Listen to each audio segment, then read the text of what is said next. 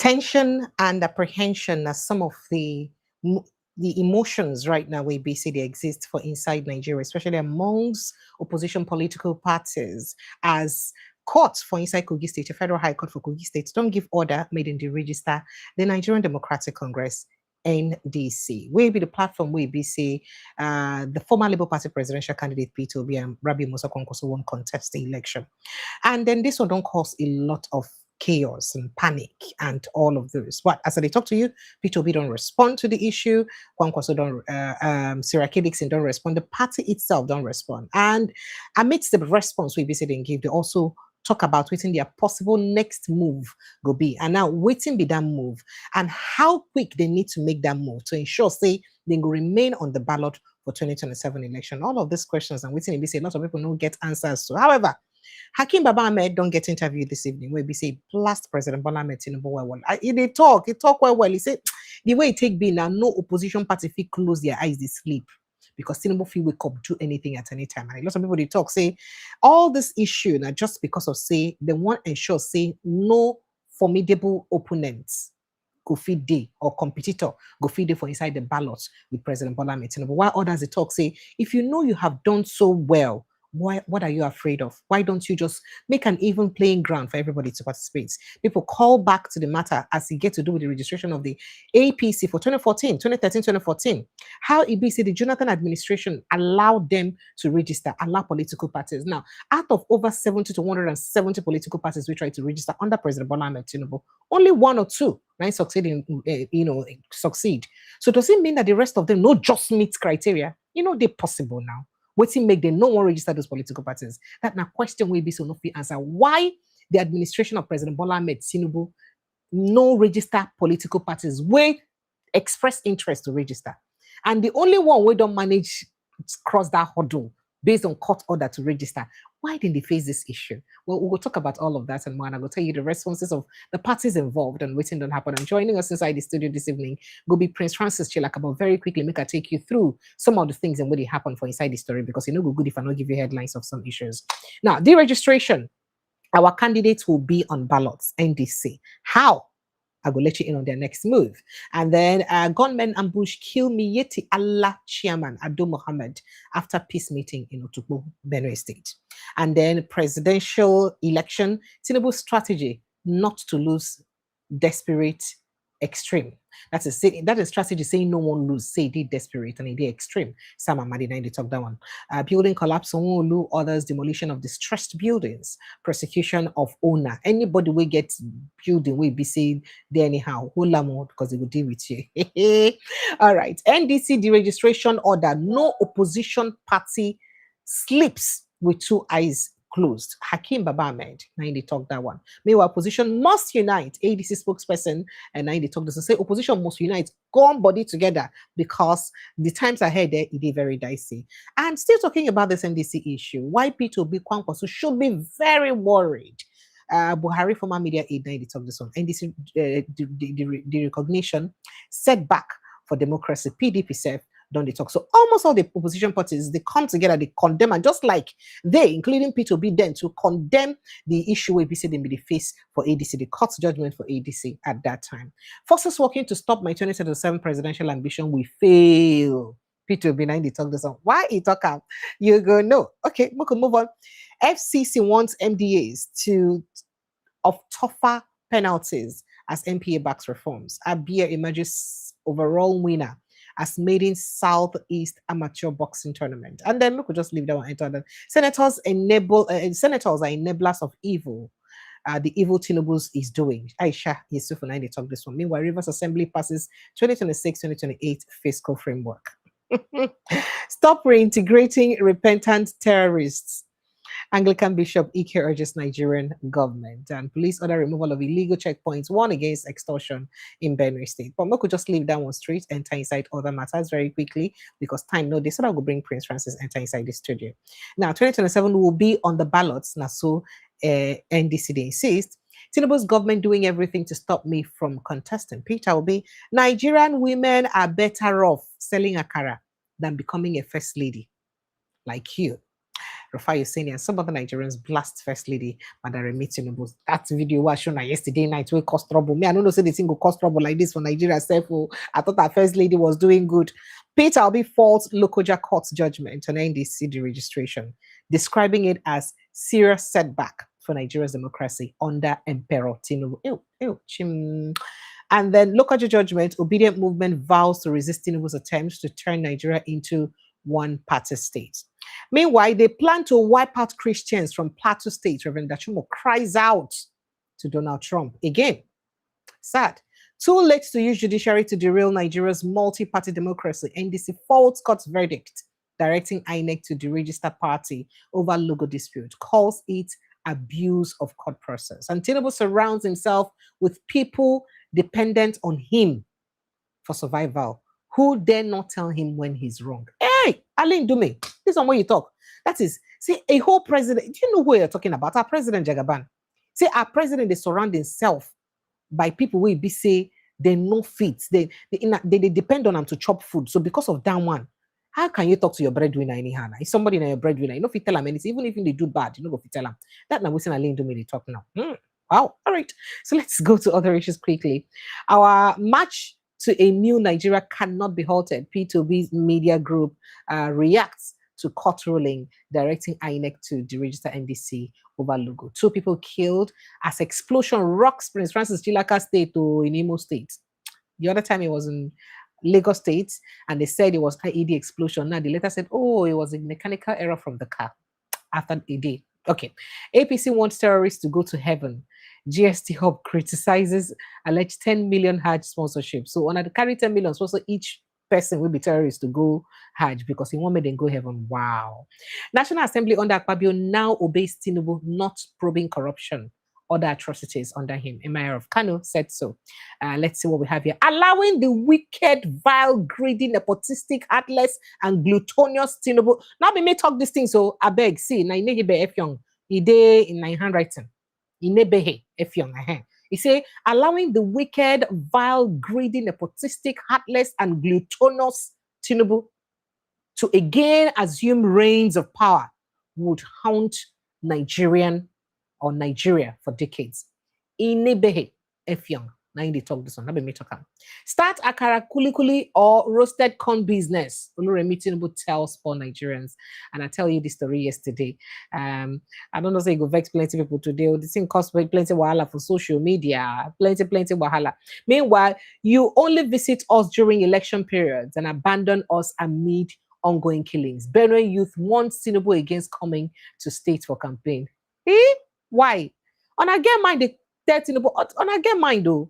INEC says it has suspended unmanned staff linked to Emeka Ike stuff. And I told you that yesterday that they said they suspended the person. But then again, we're asking if you suspend the person will give the person the information. Person will leak a monko will make and go viral.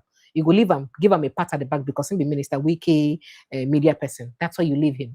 What punishment does he also get? So that other overzealous media aides no go do the same thing tomorrow. That's a question where lots of people they ask. But let's just visit other issues very, very quickly. Let's see what time can permit us to do. Sirake Dixon has also responded to the NDC deregistration ruling. Terrorists killed 2 residents, abduct 7 others in attack on Adara community in Kaduna State. 2 scrap metal scavengers killed in an explosion. Let's see what we have here. Death toll from devastating Venezuela earthquakes here has risen to over to 920, almost 1,000 people. This is bad. Bandits block only access route to Kwara community. Shoot 2 persons as residents seek urgent military action. Hey, only access road. Meanwhile, Federal Ministry stops future Vice Chancellor's appointment of 24 aides. Summon him to Abuja. That is future Vice Chancellor 1 appoint 24 aides. Hey, Kodabego. 24 aides, a vice chancellor. Hey, they're learning well from politicians. You know, at the end of the day, we'll just be behaving anyhow. Since all of us are no correct, make everybody just the Kulu one time because makes sense. No, fire breaks out at K2 area of Lagos as fighters battle inferno. Miyechi Allah Association Magban alleges Benue chairman was killed shortly after attending government security meeting. PDP condemns order directing the registration of NDC. Well, we could just halt on here with all of these and more issues. NBC Inside the News this evening, and I'd like to say big welcome to you. Thank you so much for joining us, and joining us inside the studio now, Prince Francis Chilaka. Good evening, sir. Thank you so much for joining us. Precious, how are you? Could be better. So the politics heated up. Some disquiet, uncertainty, apprehension, mixed feelings really, but not that of very good feeling, apart from the camp of the APC 9 days they jolly for waiting they happen. But every other camp of opposition, they like say they know they particularly happy, because almost every opposition don't condemn waiting they happen and don't they complain. In fact, Hakeem Baba-Ahmed talked something this evening. He said no opposition is supposed to sleep with their eyes closed with waiting they happen for inside the country, because it will affect them at any time. So make we look at this deregistration. But before that, I have a couple of videos I want to play for you, so that to go use this video, then critically look at waiting it be say they even happen, waiting make the courts even do waiting it be say do. So first of all, the legal counsel to the party involved spoke just immediately after the judgment on waiting make them do waiting them do, and then the NDC themselves can hold a press conference where also they address the situation and talk about what's in ABC they happen. Peter Obi too don't speak about them. Sirake Dixon will be the leader of the party, don't speak about them. For that press briefing, the chairman of the party, Naibisi, talk, and he talk with annoyance. He did some things when he talk, where giz where people say, and this kind of fire now supposed to be see for a body like this. And then you know, people, different others don't talk. Some say Nigeria's economy is at risk of opposition parties if opposition parties are prevented from contesting. That now within some analysts in the talk. So you see, everybody don't they complain about this same issue. But make could play within the legal counsel to the party we carry the matter go court. Within them talk first of all, may hear them. The substance of the ruling.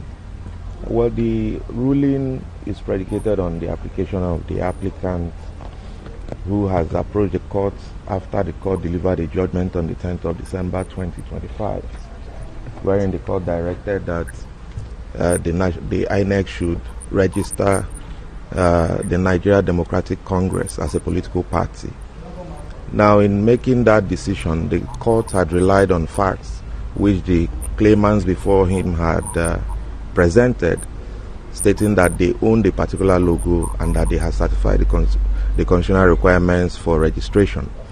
Now, after that judgment was delivered, the applicant, realizing that that judgment had been delivered and was predicated on its logo, which the applicant itself has submitted to INEC prior to that, the filing of that action, the applicant then approached the court asking that the court vacates that decision because its right had been affected by reason of the appropriation of its logo.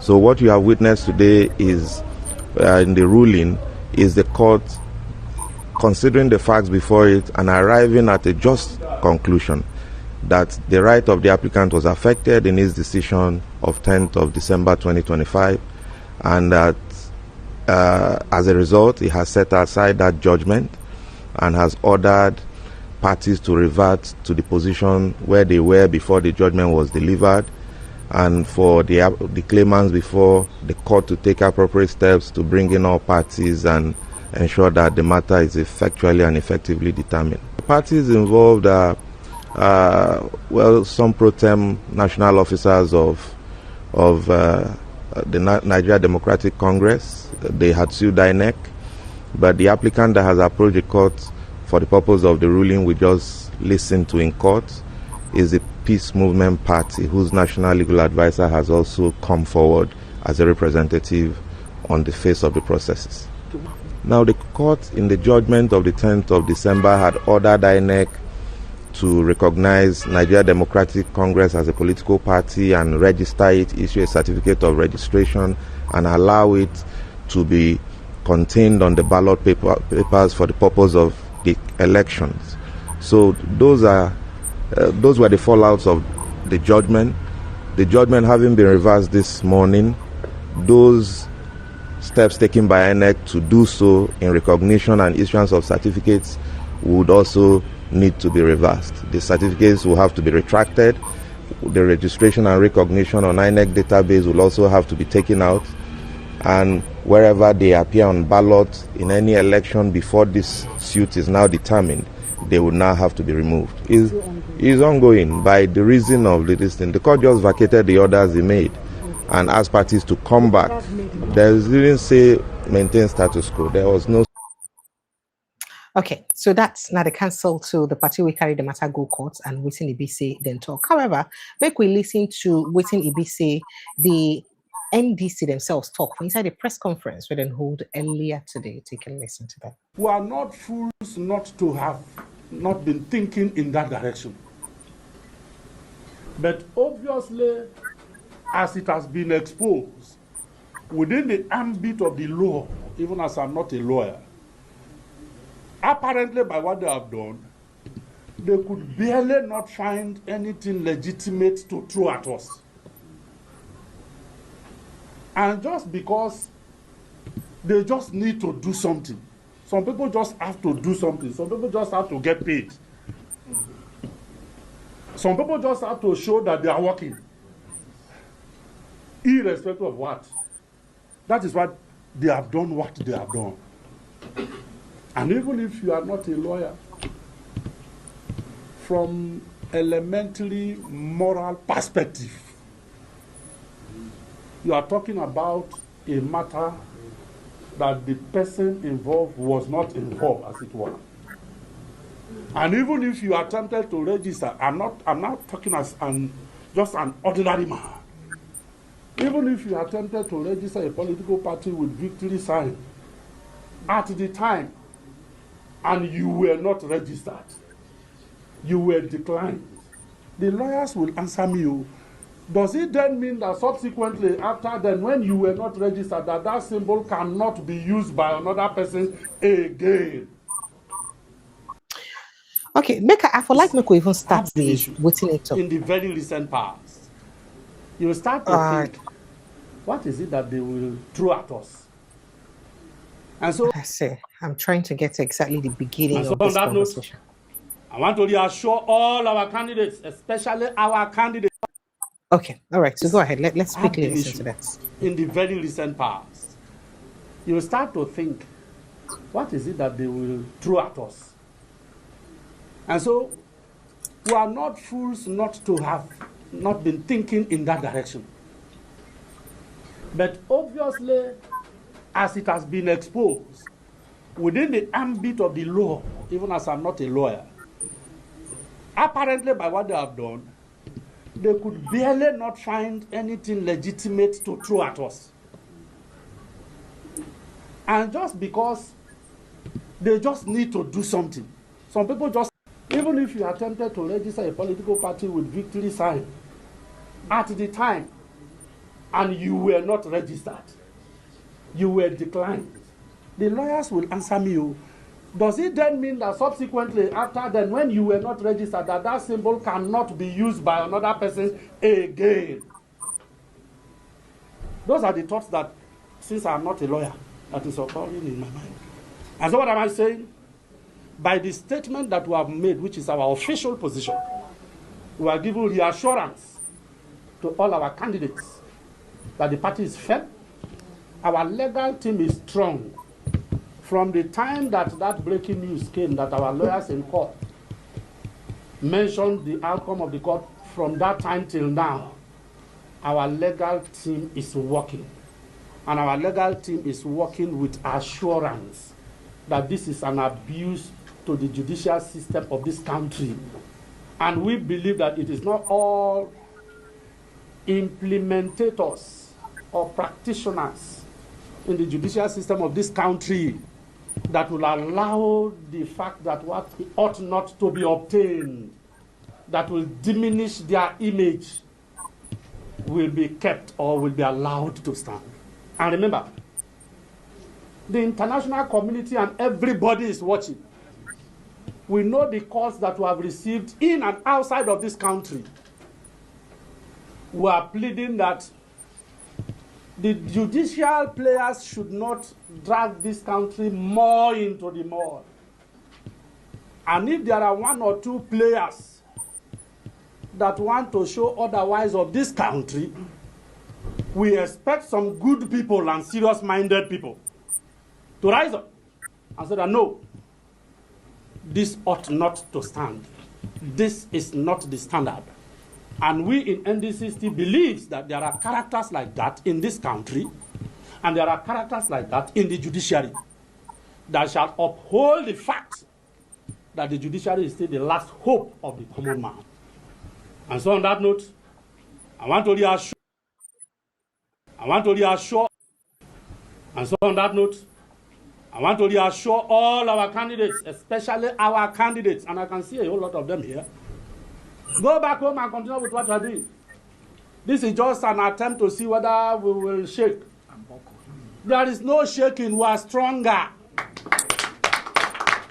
They are campaigning us already. By this, they are just telling Nigerians that we are in existence and we have come to take power democratically. It is a clear sign of victory that is ahead of us. And you know what? Today, as national chairman of this party, I was in INEC yesterday. All through, I spent the whole of my day in INEC yesterday.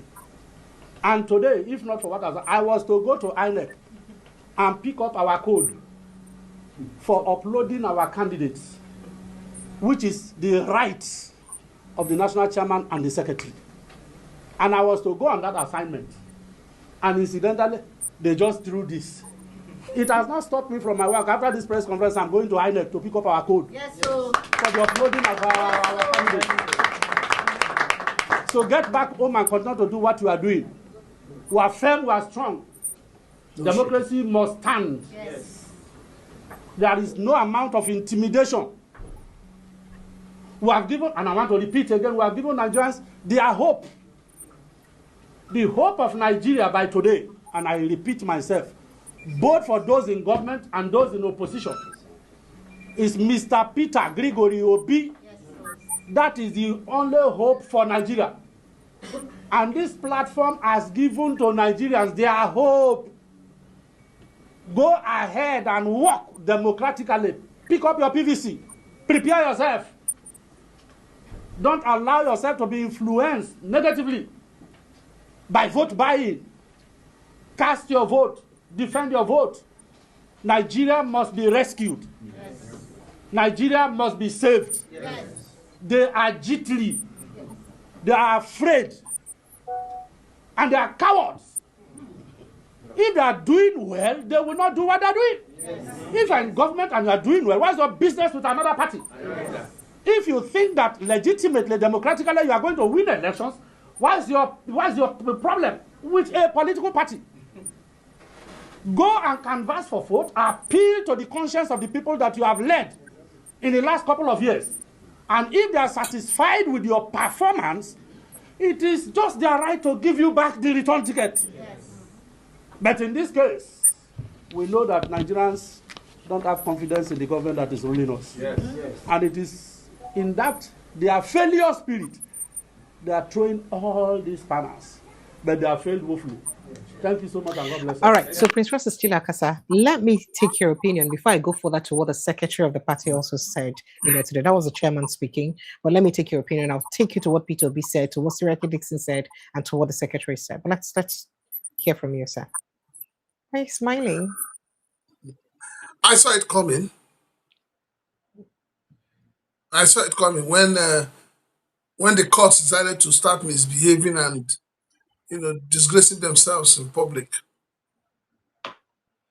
When they started with ADC, I knew they were coming for NDC. It was just a matter of time. That was just preamble. What they did with ADC was to test the grounds, to see how the people will react. And when they found out that water don't pass Gary, they decided to withdraw the Gary and the water. Now it is NDC's time. I don't understand. Honestly speaking, I don't envy our judges. Yes, I don't envy them, because when, as a judge, you give a verdict, and to change that verdict doesn't cost you anything. First and foremost, when this thing came up, I even thought it was is it not what's that? I want to remember the man's name, the Alhaji, that represents Ada. Ado. for Yes, I thought he was giving his own case. I didn't know that there's another group called PMF, I mean, PMT, or whatever they call them, PMP, that is not even a registered body. You know, what is it about this logo? Precious. Sir, What is it about the logo? peace, That, victory. that everybody wants to, it's like people want to commit suicide on it. Because I don't understand what is going on. Look, let me say this with all sense of responsibility. This APC government should not drag this country down. They should not allow chaos to take over the reins of everything in this country. Everybody in Nigeria already knows that Nigeria is a failed state. The only thing that has kept Nigeria going as one is the resilience of the people. Don't allow the people to tell, we are done, we are okay, let us end it. It will not go down well with everybody. I find it so distasteful that having President Bola Tinubu as president, a politician, a core politician, a man who said he fought the military, a man who said he fought, for June 12th, a man who came out and criticized Jonathan, that he was clueless and that the government had no direction, is now the same man under his watch that democracy is almost being destroyed. President Bola Tinubu needs to call his attack dogs to order. He needs to tell everyone, let us have multi-party democracy. Let us have a free and fair election, devoid of vote buying, devoid of thuggery, devoid of grabbing, snatching, and run. The truth of the matter is that Nigeria belongs to every one of us.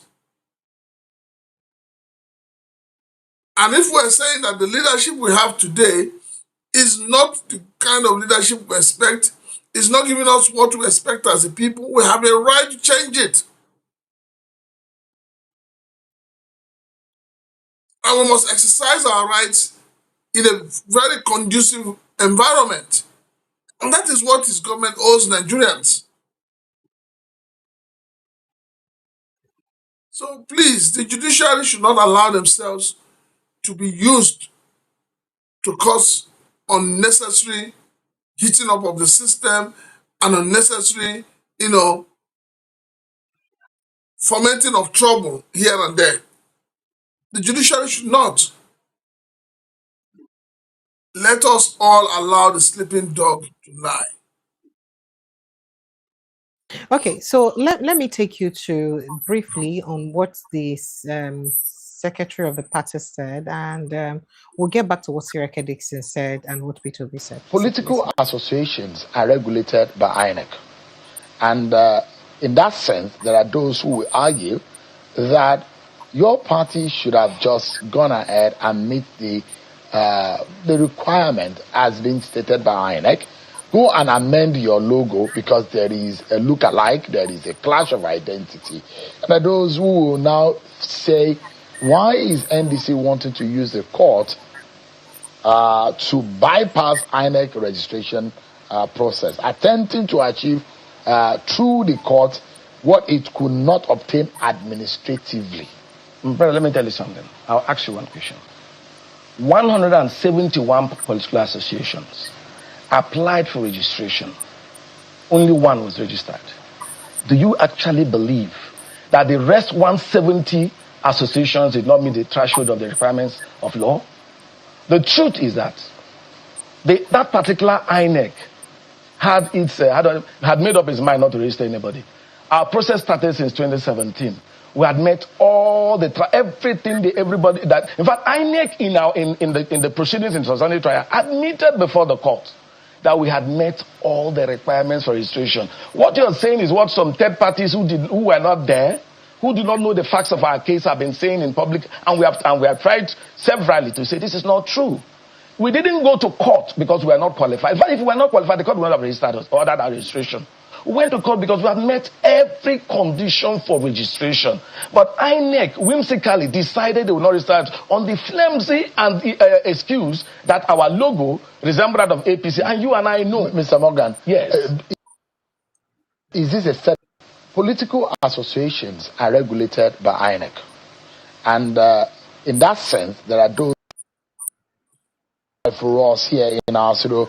It's a pleasure having you tonight again on the program. Thank you very much for having me. This time around, there is an existential threat to your party. But with the ruling today, does your party still consider itself a legally recognized political party today in Nigeria? Well, the ruling said the judgment earlier given by the court has been set aside.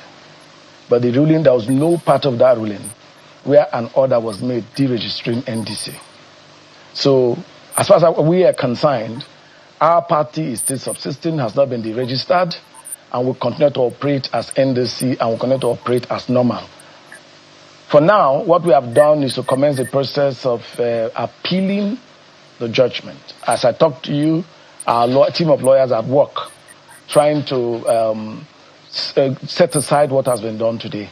But as I tell you, there are no issues that, about our candidates and their candidature in the elections. We believe that since no order was made deregistering the party, we are still a registered political party and continue to remain so until any direct judgment of any court will say so. The rest here is... Okay, so now you don't see the secretary talk out within ABC the real problem be.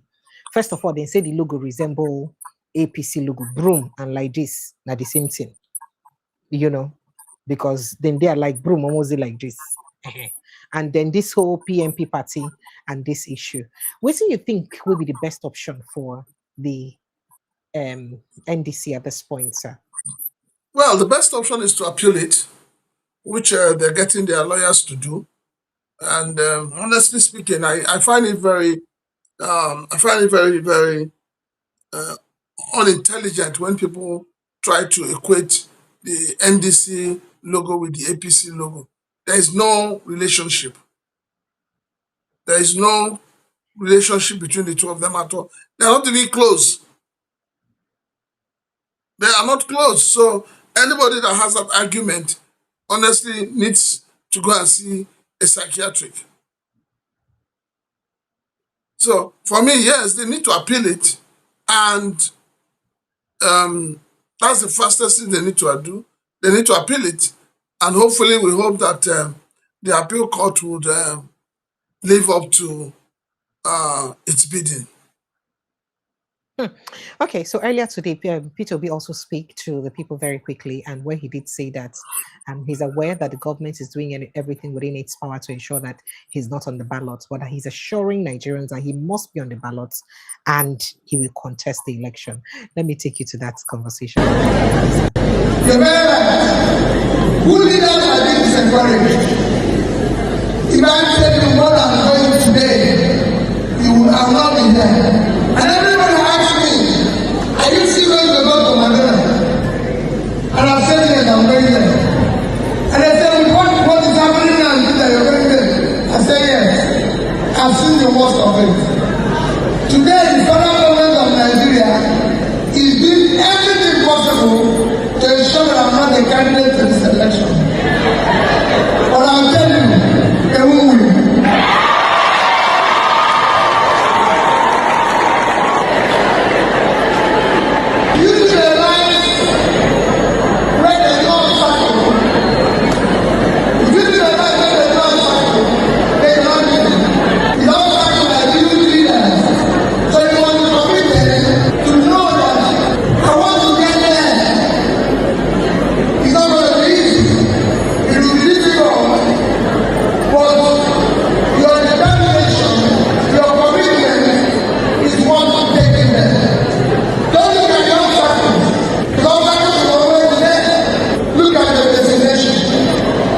All right. Okay, sir. So that being said, he also did speak, but let me quickly just take you through what Sirake Dixon said. Then we go to what he also did post on his Twitter handle very quickly. So the leader of the party, Sirake Dixon, said this morning, like several other leaders, officials, candidates of the NDC, and members of the public, was jolted by order issued by the Federal High Court sitting in Lokoja and presided over by Honorable Justice Issa Dashin.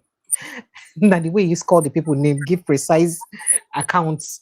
Then it says, all I can say is that the order lacks legal merit and is intended to affect the foundational credibility and effort of our party. Now, the order is illegal and will not stand.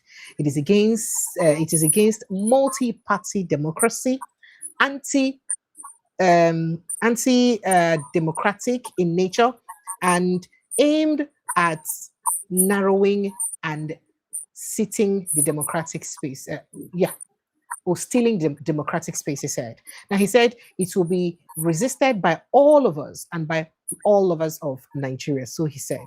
Then moving forward, he said, we have assembled a team of lawyers and they are taking appropriate steps to set the order aside and restore normalcy. I call on all members, supporters, and candidates of the NDC to remain calm and continue with their normal political activities. This is only the first test of our commitment and resilience, both of which are not in doubt. Even this shall pass, he said, and the NDC and all our candidates shall cruise to victory, he said. Now, he said, we are not naive to expect that the tremendous progress we have achieved in less than 5 months would go without attack. But this particular development came from a very unlikely source. He said the application by an unregistered association, which is not even registered political party and has not no exclusive right in to any logo under the law. It's shocking. I don't know whether you note that part, sir. Okay.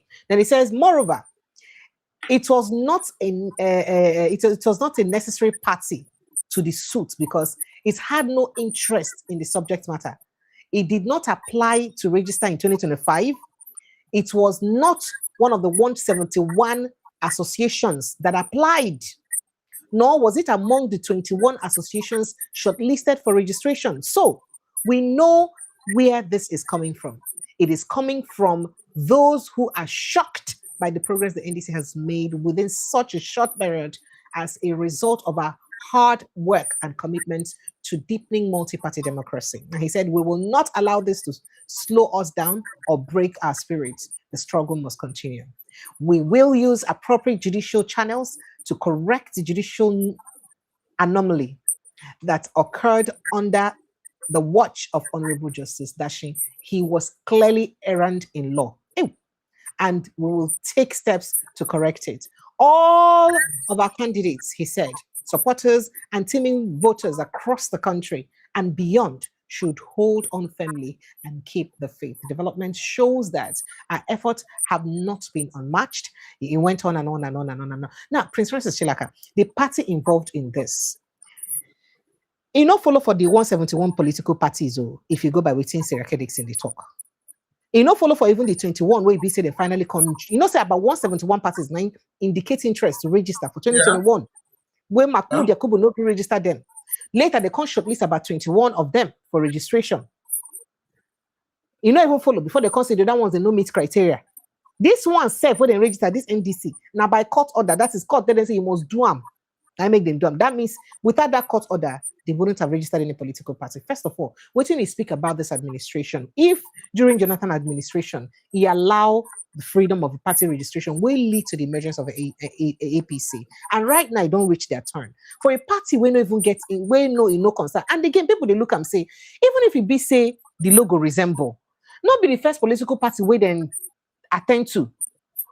This na party we don't start registration since 2019 or 2017, no, not be today. Oh. So is it not the first political party that the INEC accepts with that logo that should make claim and lay claim to that logo? So a party that is not yet registered, should you be making claim to a logo of a registered party, and then court go take because of that and say, make them deregister a registered party. There's a lot to unpack. We're not clear for I, not vexer.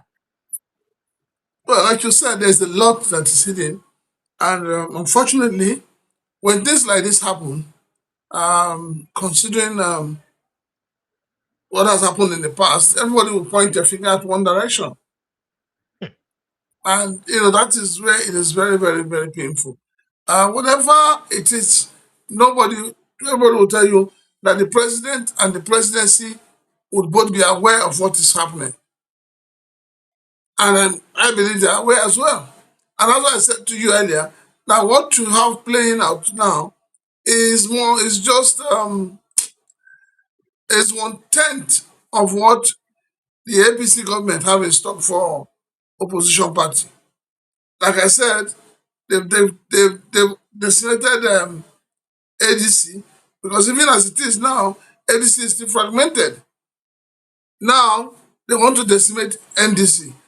And the reason why they're doing all of this is because they don't want any other party to field a candidate for the general elections.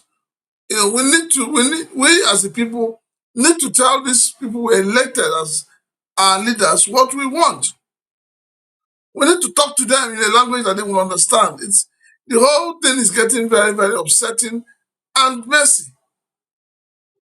And we need to curb it in the board as soon as possible. The recklessness within the judiciary needs to be tamed. The judiciary cannot be given judgments as if, they're just tearing serviette and tissue paper. It doesn't speak well. So for me, yes, I like the position that the NDC have taken. They've had press conferences, they've talked to everybody, and they're going to court, which is the ideal thing to do. I hope that the Supreme Court would also be as quick and as fast as they were when it was the turn of ADC. Okay, sir. I don't know if you can hear me. Okay, sir. Yeah, All right, sir. you. So, yes. So moving on, let me quickly let you in on what Hakeem Baba-Ahmed said. Then we'll go to what Peter Obi said. Hi for us here in our studio. His It's reaction. a pleasure having you to join us tonight. Thank you very much, Shehu. Thank you for invitation. I hope your party is safe from any possible deregistration hurdle. Well, I'll tell you the truth. That is not a lame question to ask. That is the truth. I don't think any party in the opposition sleeps with both eyes. Even your party? Every party, except APC. Everybody's scared? Wow. Well, look, it's very unnerving. What just happened in the courts today regarding NDC? I watched the interview you had, the program you had now with their spokesman. He made a very good case of the background of this case. Any party that tells you that they feel absolutely comfortable, then they are not serious about being a political party in this country. You think PRP can be deregistered and Sadana will sleep easy in the grave? No, it's not Sadana. Actually, we were a thorn in the flesh of Sadana. We weren't his party. We opposed him. Okay, in fact, so I wanted you to react to that party aspect where he the talked room to be about relevant no in- party can sleep with their eyes closed. Well, let me quickly take you on the response of Peter Obi to that. So he said local judgment, an unnecessary serious setback for Nigerian democracy. So he says today was exceptionally busy day. I left Lagos in the early hours for Emekuku, where I visited the School of Nursing Sciences, an institution I have consistently supported over the years. It was, look, we leave that drama. From there, he talked about other things, but let's look at what he talked about, the NDC registration. And then he said, every Nigerian committed to the country's progress should be deeply concerned. This judgment represents another setback for our democracy and the institutions upon which our future depends. And he says, it is regrettable that some who claim to champion democracy, is he dissing any particular person, sir? Say, person people Yes, will claim to champion democracy. Who claim that they were in charge of Mobeto? Now appear Yes. now appear determined to weaken the very institution that sustain it. Doing so, he now said, in doing so, they are undermining public confidence and endangering the future of millions of Nigerians. He said quite a lot of stuff. But then what he said is that he said, I therefore urge all meaningful Nigerians to rise above partisan interest and defend our democracy. The survival of our institutions is inseparable from the survival of our nation. Say now when you work, now Nigeria don't work. Now while I take your thoughts on that, make I take your reaction on that quickly before we go to something really very critical about for like me mention. Go ahead, sir. No, but what Peter Obi has said and what that he has said, they're both saying the same thing. You can't have 31 or 32 governors in your kitchen. You have how many senators, how many, and you are still bothered. You are still worried. The implication of that is that you have not done anything. You do not have any substance for campaign.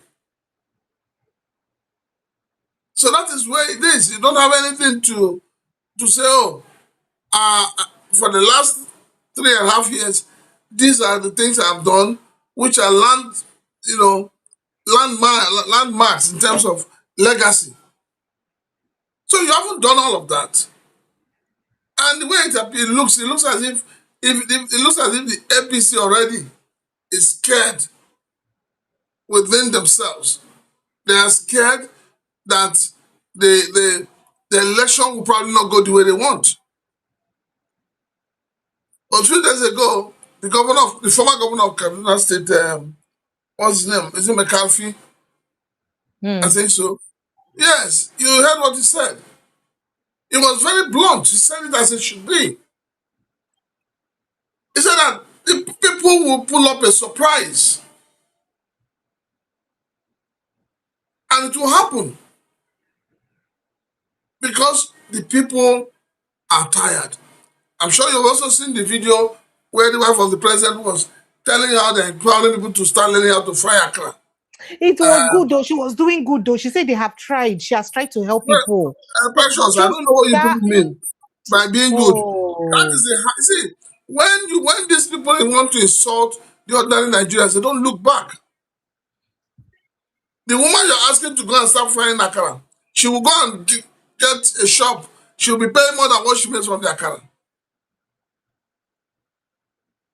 If care is not taken, the place she's using as a shop may belong to 10 people. And then the owners will start fighting who takes ownership. The woman be thrown out. So we need to be very, very sensitive when we're addressing some issues. So as far as I'm concerned, Peter Obi is right. Those who said they fought for democracy, those who said that they held the military to ransom, why are you holding democracy to ransom? Okay, sir. So I've been one asking that part now. I won't go now. You know, it can't remind me of a conversation where we say I get now. People they talk say President Bola Ahmed Tinubu na Democrat and he do good work well. And then I remember that Zekari Idris was here on Saturday and we tried to, that reminds me, Chidon Nkalo joins us tomorrow evening, guys. So 6 p.m. tomorrow evening, Professor Chidon Nkalo will join us. And I'm sure it will be very interesting conversation to hear him, drop his thoughts on this particular judgment and all that. Of course, that he's a human rights lawyer and he will do justice to this conversation. But on that, and the person says, oh, you can't compare Peter Obi to Tinubu, that he won't compare the work we do. So Idris said, name a legacy project that Tinubu did when he was a governor. That Peter Obi built over 28 bridges as a governor. Tinubu did not build one bridge, not one major road construction, rather what he do not repair of roads and other issues. And people went on to say that, you cannot excuse the work where be say Fashola and Bode, so Olu don't do. If you command those on say because now him bring them. Safe to say no get eye to catch better people. Go bring them. And I said, wait, is it are we in monarchical government? Because if you can admit that the works of Ambode Fashola equals the work of President Bola Ahmed Tinubu or equals the works of former Governor Tinubu, that means you're admitting to the fact that he never supports democracy because he automatically install people by himself. If would they give credit, would they carry Ambody Fashola work credit and to Tinubu because now him bring them? That means all along the man has never supported democracy. And then there's a lot of debate around that. Would you like to jump in on that very quickly, sir? Well, So it's if not, Tinubu has supported democracy, why he made a give credit to the work when he do as governor? You've lived in Lagos State all this while. What are the legacy projects he did as a governor? Apart from saying he built the blueprint of modern Lagos. We'll never see a copy of the blueprint. But what are those works he did? Precious, let us start from where it all started. Like I said, like I keep saying, I hate it when people tell me, oh, President Bola built Lagos. And then I ask, how did he build Lagos? He just woke up from sleep one night and conjured, and Lagos was built? No, he served as a governor in this state. So why do we not champion and campaign on the works he did as a governor? What are those projects we remember him for as a governor? That's apart from increasing IGR, which was fantastic. He increased the IGR of the state. But people start saying, okay, sir. The question you ask is the question everybody's asking. Where are his legacy projects? Because now you see, if you look very well, the things they are using to campaign is so laughable. Oh, we've given you student loan. We are doing direct transfer to people's accounts. So there is nothing. Oh, we are building the Calabar highway. Where are they? So the things you should do that people would see in the interim and be happy, you're not doing it. But rather, people are going through pain, sorrow, sadness, and most times depression. So for real, as Lagosian, we grow up for inside this town, are you saying that there is actually no work to show what the president did while he was the governor of the states? Precious, I haven't seen anyone. Wow. I've seen it before. Wow. Interesting. That's the truth because in 2023, no, 2014, 2015, before the 2015 election, he was chairman, chief executive of opposition. And he performed very well. So he now left opposition and he has become a born again. So now that he's a born again Christian, Nigerians have accepted it and he has become repentant and we are reabsorbing him. We say, okay, come back into the fold. All your years of experience, put it on the table for us. So Prince Francis Chidaka, why is it easy to insult or throw jabs, which is very okay because, I mean, they have to throw jabs at each other. Why is it very easy for people to say, oh, Peter Obi never built a school. Oh, Peter Obi never built one hospital. Oh, he never did anything. And then they don't also campaign side by side with the wonderful and amazing works Tinubu did in Lagos State. Those who keep saying Peter Obi didn't do this, Peter Obi didn't do that. Okay, we agree, he didn't do those things. But you must be able to be sincere with yourself to say, what was Anambra State like before Peter Obi came in? The man could have emptied the treasury, nothing will happen. And that is the truth. But he didn't. He even left money in the coffers. And they said, why didn't he use it to build projects? Even Amechi for said the new so. government. Okay.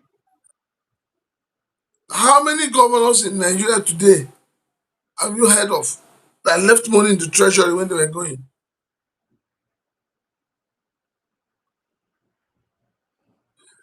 See, the way we are going in this country, Nigeria is a country today filled with liars, filled with crafty and selfish men. And that is why Nigeria is going backwards rather than going forward.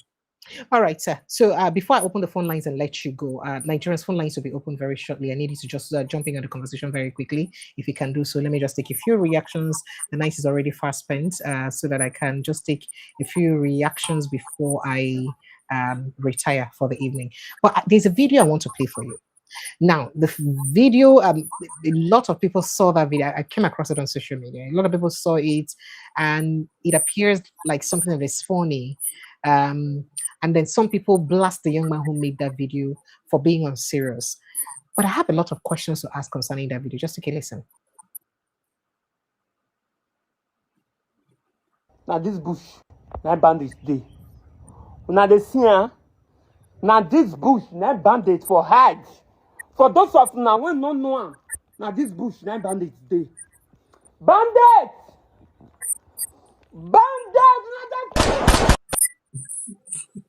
Now, Prince Francis Chilaka, as bad as this sounds, what I learned from this is that a young man, a random young man, could actually notice where the particular forest where terrorists are, makes a video calling them out, and they respond with some gunshots. And our military, civilians, our police, none of them see the same terrorists them. And in our bush. How possible is that, sir?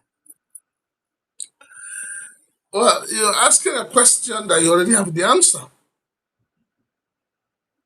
Sheikh Gumi has come out to say that the Nigerian government, that your president knows who these people are.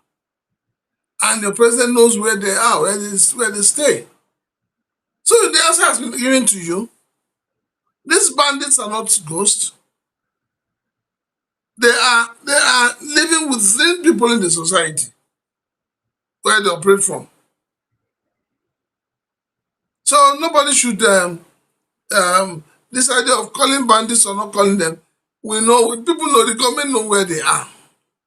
All right, sir. No, But make I just give you a second. there is more to this banditry in the north than meets the eye. Now, this is a particular road, I think, along Ijebu. Around Express Road. Bandit, yo. J4 Express Road. Bandit. Walai. Lost on gun. Live and direct. Bandit Block Road, you know. Express Road. Latokbere. Live and direct. Bandit lost on gun. Lost on gun. Ọlọ́run ṣáà ti jọ wá gbogbo àti ṣéèfù lọ́sàn-án live and direct ni o lọ́sàn-án gan. Wàláì lọ́sàn-án gan ni o kò ń ṣe pé bóyá ọ̀rẹ́ ẹnu o live and direct lélẹ́yìí o. But àwọn tó escape Ọlọ́run ti yọ wọ́n o. Wàláì. Ẹ ti súnmọ́ ọtọ́. Ọlọ́run ṣàánú o. Àti sèbù bandit ni o live and direct ni o lọ́sàn-án gan ni o lọ́sàn-án gan ni o kò ń ṣe pé òru o wọ́n pa pẹ̀lú ẹjọ́ kọ́ máa lọ ẹjọ́ kọ́ máa lọ. Broad daylight, when people dey travel to their different, so there is no longer freedom of movement. Broad daylight, they get the temerity to block road. Do you think that the state police can stop anything? Hakeem Baba-Ahmed don't come out and talk, say this is not the best time to implement state police. Peter Obi said the same thing, but the two of them are being called out for saying that at this point. But do you think that indeed let us be honest with ourselves? This is not the time for state policing. State policing will not solve the current banditry we have. And I'll tell you why. These guys have sophisticated weapons. But some of these guys are well trained. At the end of the day, you're going to convert some, like in Lagos, I'm sure they're going to convert last man to state police. And probably make somebody else. But you know, they have a neighborhood court too. So these are groups that are going to merge together. But the question is, if the Nigerian police that are trained for 9 months are unable to have empathy when they're talking to Nigerians? How do you think a ragtag group that probably they will give them 2 months or 2 weeks training and unleash them on the citizens of the states? See, there's a model that should work, and that model is that let us use the current police we have and test run this whole thing about state police. How? And how do you do that? The current police force you have, you start with ensuring that all the DPOs are from our locals.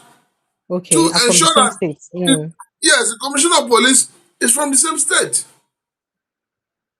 And then you watch, and then you will understand why the Inspector General of Police this said, we need 5 years. This is a 5 years plan.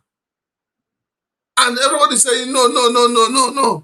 The state police, the real policemen are trained for 9 months.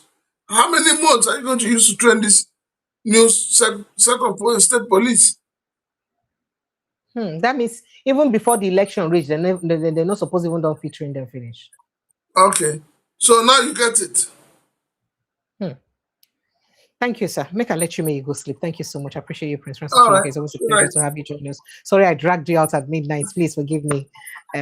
Forgive me, sir. Thank you so much. You go pay. You go pay. No wahala. I know carry fear become young woman. No wahala. No the fair use. Send your invoice. I may call to the taxer. Thank you so much. Good night and God bless you.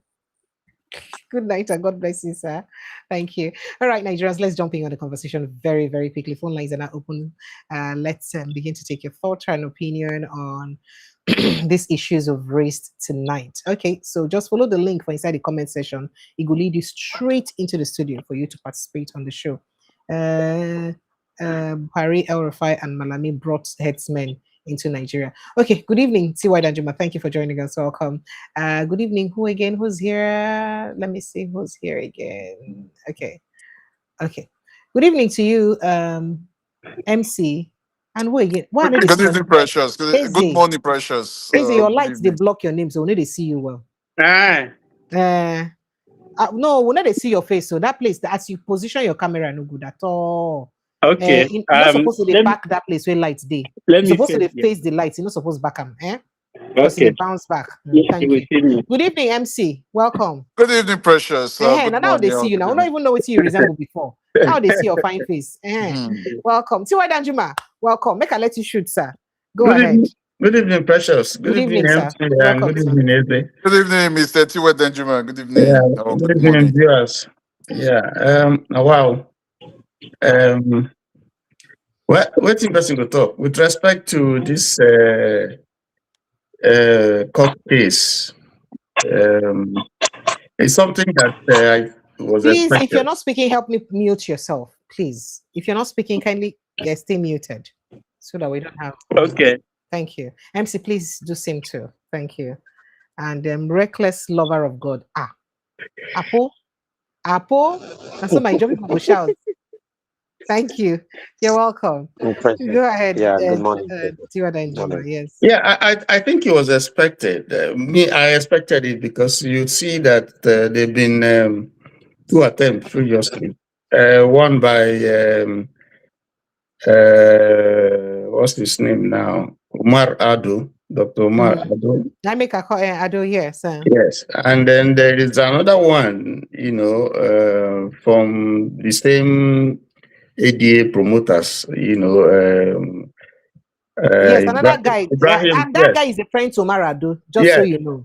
Ibrahim Mahidu Kalahi, went on the 26th of June. Yes. And filed a suit against at the Abuja Federal High Court.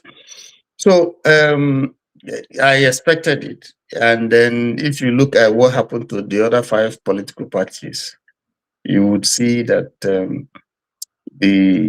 ruling party appears to be very, very jittery, in spite of the fact that they have a command authority over structures, institutions, agencies, and so on and so forth. And of course, incumbency So what they're doing clearly is what I will call, what the Germans call match politique.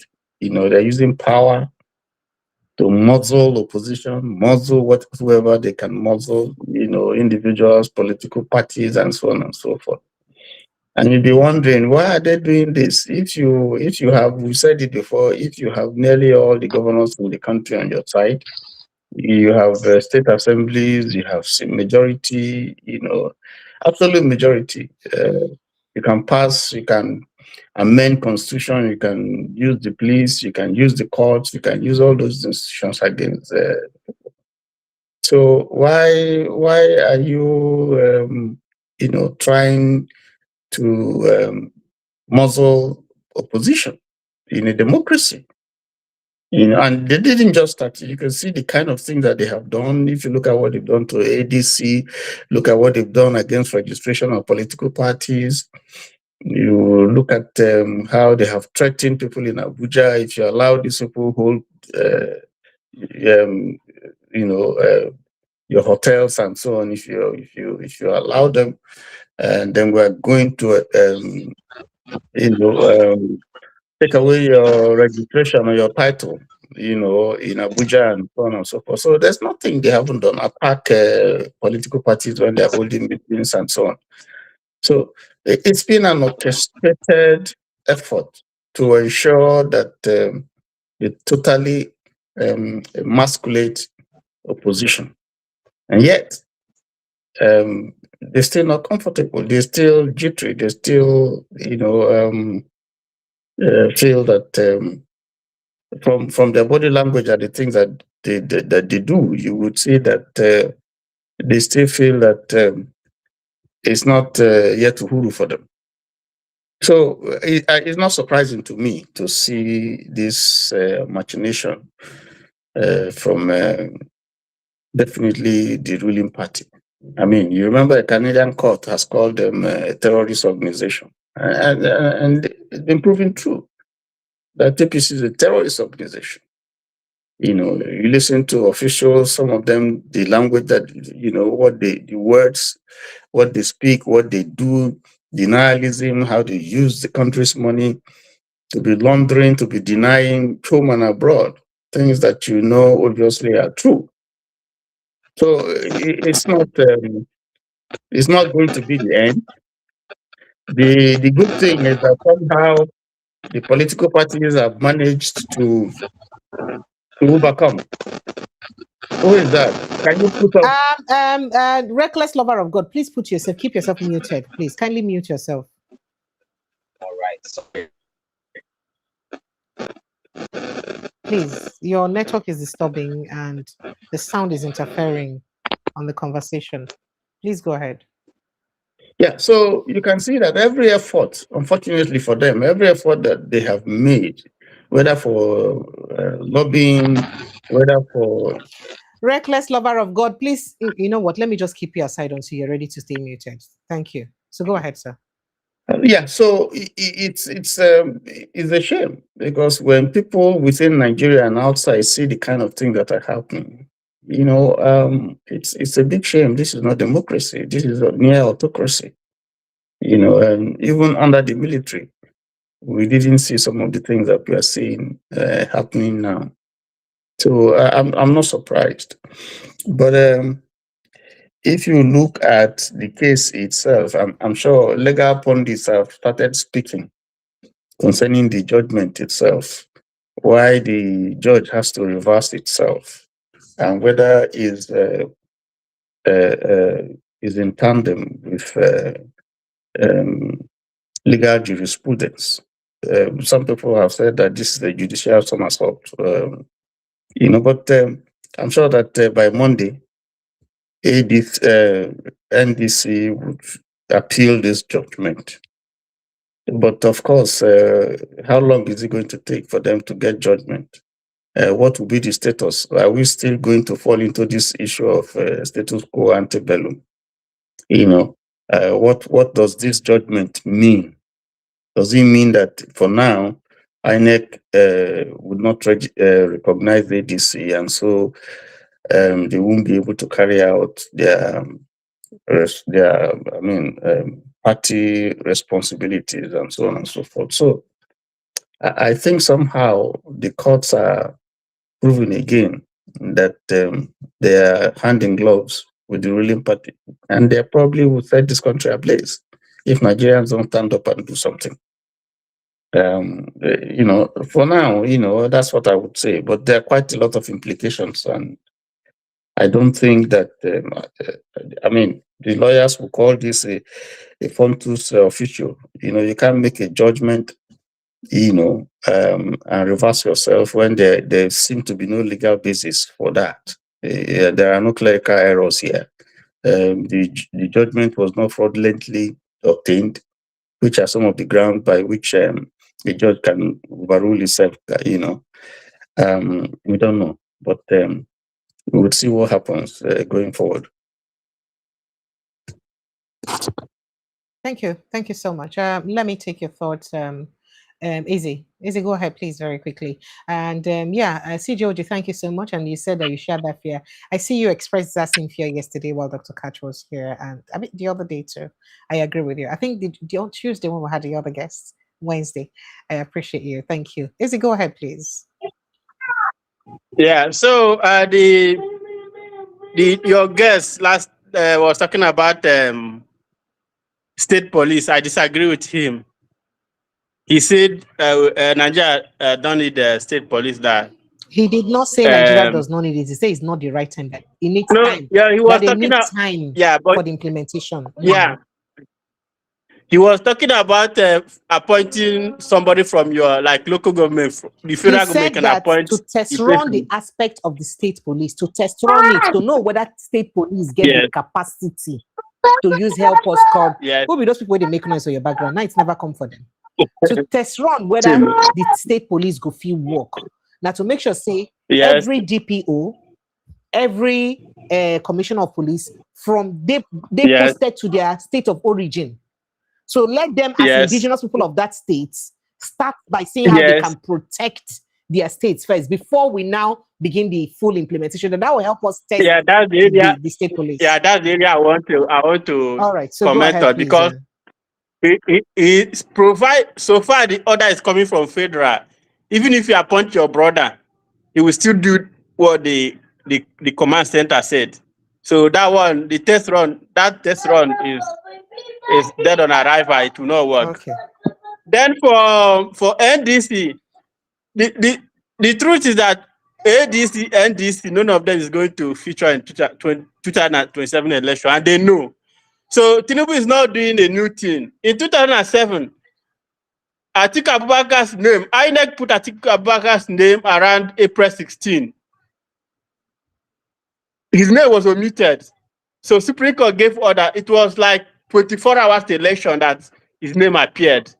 So if they go to court, the court will refer them back to the Federal High Court. After Federal High Court, they went back to Appeal Court. They will go back to Appeal Court. After Appeal Court, they will go back to Supreme Court. They can't finish it in 6 months. What I want to know is candidate substitution. Is it possible for a candidate to be like, let me say, Labour Party now, for them to substitute the presidential candidates? Because NDC, they are not going to participate in 2027 election. ADC, they are not going to participate in 2020. In fact, no major political party is going to participate. So why do you say that? How are you so convinced? Because court cannot overrule the earlier decision. Even this man now that Aru said is a mistake. If you go to Appeal Court will refer you back to this guy, to this same federal court. I understand. Are you saying that on the basis of the fact that the judgment meets all judicial standard or all standard for justice? See, or you're saying that because you just believe? I don't know. But let me understand. 90% of judgment in Nigeria does not meet the standard of judgment. This is politics. Tinubu told you that it's not served in a la carte. If you want to challenge Tinubu, this is online. There's something I don't want to say. But when Buhari, during Buhari regime, when they brought Naira redesign that Tinubu said is because of him. What happened thereafter? They started burning banks. It's not, you don't go out to if you go out to protest, you are wasting your time. If opposition want power, they know what to do. You don't go to any court. Court will not give you justice. They have never given you justice before. You don't need to go to, you know what to do. If opposition, if they are serious, by this time, at least 1 or 2 INEC offices would have, no, there are sometimes I don't want to talk, but Nigeria are too docile. Tinubu told that power is not serving a la carte. So if you want to challenge Tinubu, you know what to do. All this very dark man, coming out to, this is not how to protest in Nigeria. If you want to protest in Nigeria, ask Goodluck Jonathan. By this time, even if you want to go to a court, make sure that 1 or 2 things are done. You know what to do. It's not coming out to, you don't come out to protest with placard. Nobody listen to you. In fact, Nigerian court have never given anybody justice. You can't get justice in Nigerian court. Even Fubara, as a governor, could not get justice. You, who be you, when want to say you won't get justice? Nothing appear. See, the fault is not from judiciary. When Buhari removed Onohen, Nigeria did not do anything. If you are a judge, a president asks you to do something, are you going to do it or not? When you know that if the president remove you, Nigerians are not going to do anything, then you obey president, take the money, give the judge he wants. So the problem, the Nigeria problem is not from judiciary, it's from Nigerians. Because when Buhari remove Onogen, that's the end of Nigerian judiciary. And no, Nigeria did not do anything. Now, if you're a judge now, you are presiding over a case, the president has interest, and the president asks you to do something, are you going to do it or not? When you know that the president can remove you and nothing will happen. So when Nigerians are ready, it's not all about coming to streets to protest. No, you don't do that kind of thing. Power is not serving a la carte. It's not all about going to judiciary. No, you don't do that kind of thing. You know what to do. INEC, they have office. Federal government, they have offices. You know, just go there, do 1 or 2 things. I'm not saying what you're supposed to. But if you know what Tinubu did during Naira redesign in 2023, and what they did to Jonathan in 2015, and even when he removed fuel subsidy, then opposition, not even Nigerians, they know what to do. See all these things, ADC, NDC, SDP, no major political party is going to participate in 2027 election. If they want, make them go to ECOWAS court or ICJ. Nobody gives you justice. If you want justice, you take it by force. It's not serving a la carte. So it's a simple thing to do, but they don't know what to do. Why should Peter be okay? Now they give a ADC judgment. What did they say? They say they should calm everybody. They address the opponent and say they should calm down. What do you mean by calm down? Who give you power by calming down? You don't calm down. When Buhari want to resign Naira, Tinubu not take his this thing to calm down. You don't calm down. By this time, at least major streets in Nigeria, they're supposed to see visible something that somewhere is burning, somewhere is burning. No, forget the people. Many people, they don't understand that. That's how Nigeria works. Nigeria don't work by being a good guy. If you want power from Tinubu, then you go for it. If I am Tinubu, I will still do the same thing. In 2007, Atiku Abubakar's name appeared in presidential register. 16th of April, few days to election. So the opposition should know how the thing is done.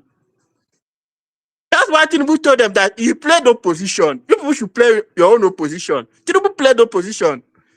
So if you want to get power from Tinubu, play your own opposition. It's simple. What do you mean by telling your supporters to calm down? Peter Obi won the election in 2020. He told his opposition to calm his supporters to. What do you mean by calm down? Bring the result. If you don't bring the result, we die there. Simple. That's how it's done.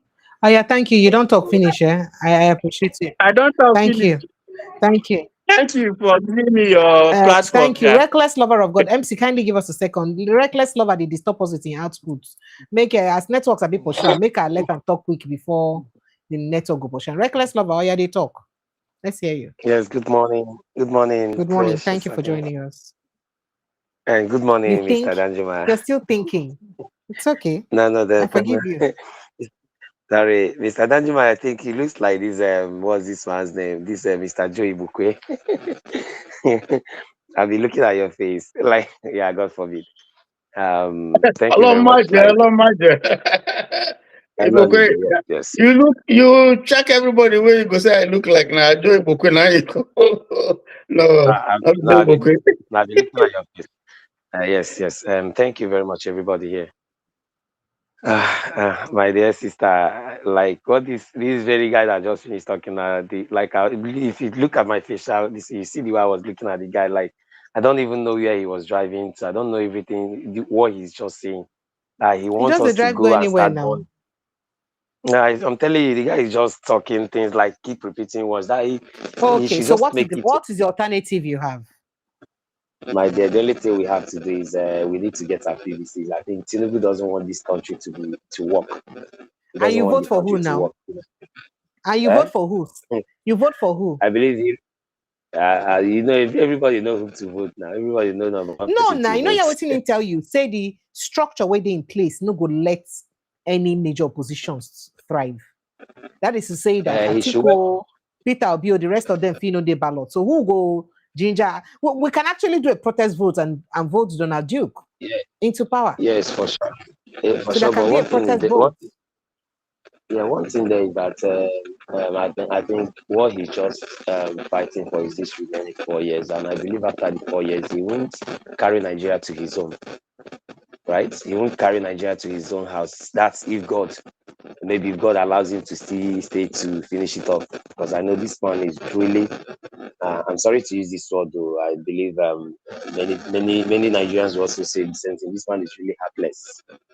The man is heartless. All we need to do is to try the best we could. And what they want is just want to be the only one in the ballots. And I believe if that happens, it will be a very big shame to him as a man, if actually he's someone that has shame. And you see his wife, the way the woman is just moving all up and down, just making sure that the husband wins, so she'll keep answering first lady and telling someone to start frying akara. Look at that. Look at that, my dear. See, I don't just know what to say. This man should just try the best he could to make sure this nonsense he's doing. He just have to stop them. And for these more Piton, Abi, what do you call that man? I don't know what is wrong with that man. I don't know what he has eaten. I don't know what address people correctly, sir. No, that's his. I don't know his name. His name is Amo Piton now. I don't know his name. I can't even. I'm not a Yoruba guy. See why I beg get people and the right way to call the name. You know, say they understand Yoruba. Please help me. Me, I know they speak Yoruba language.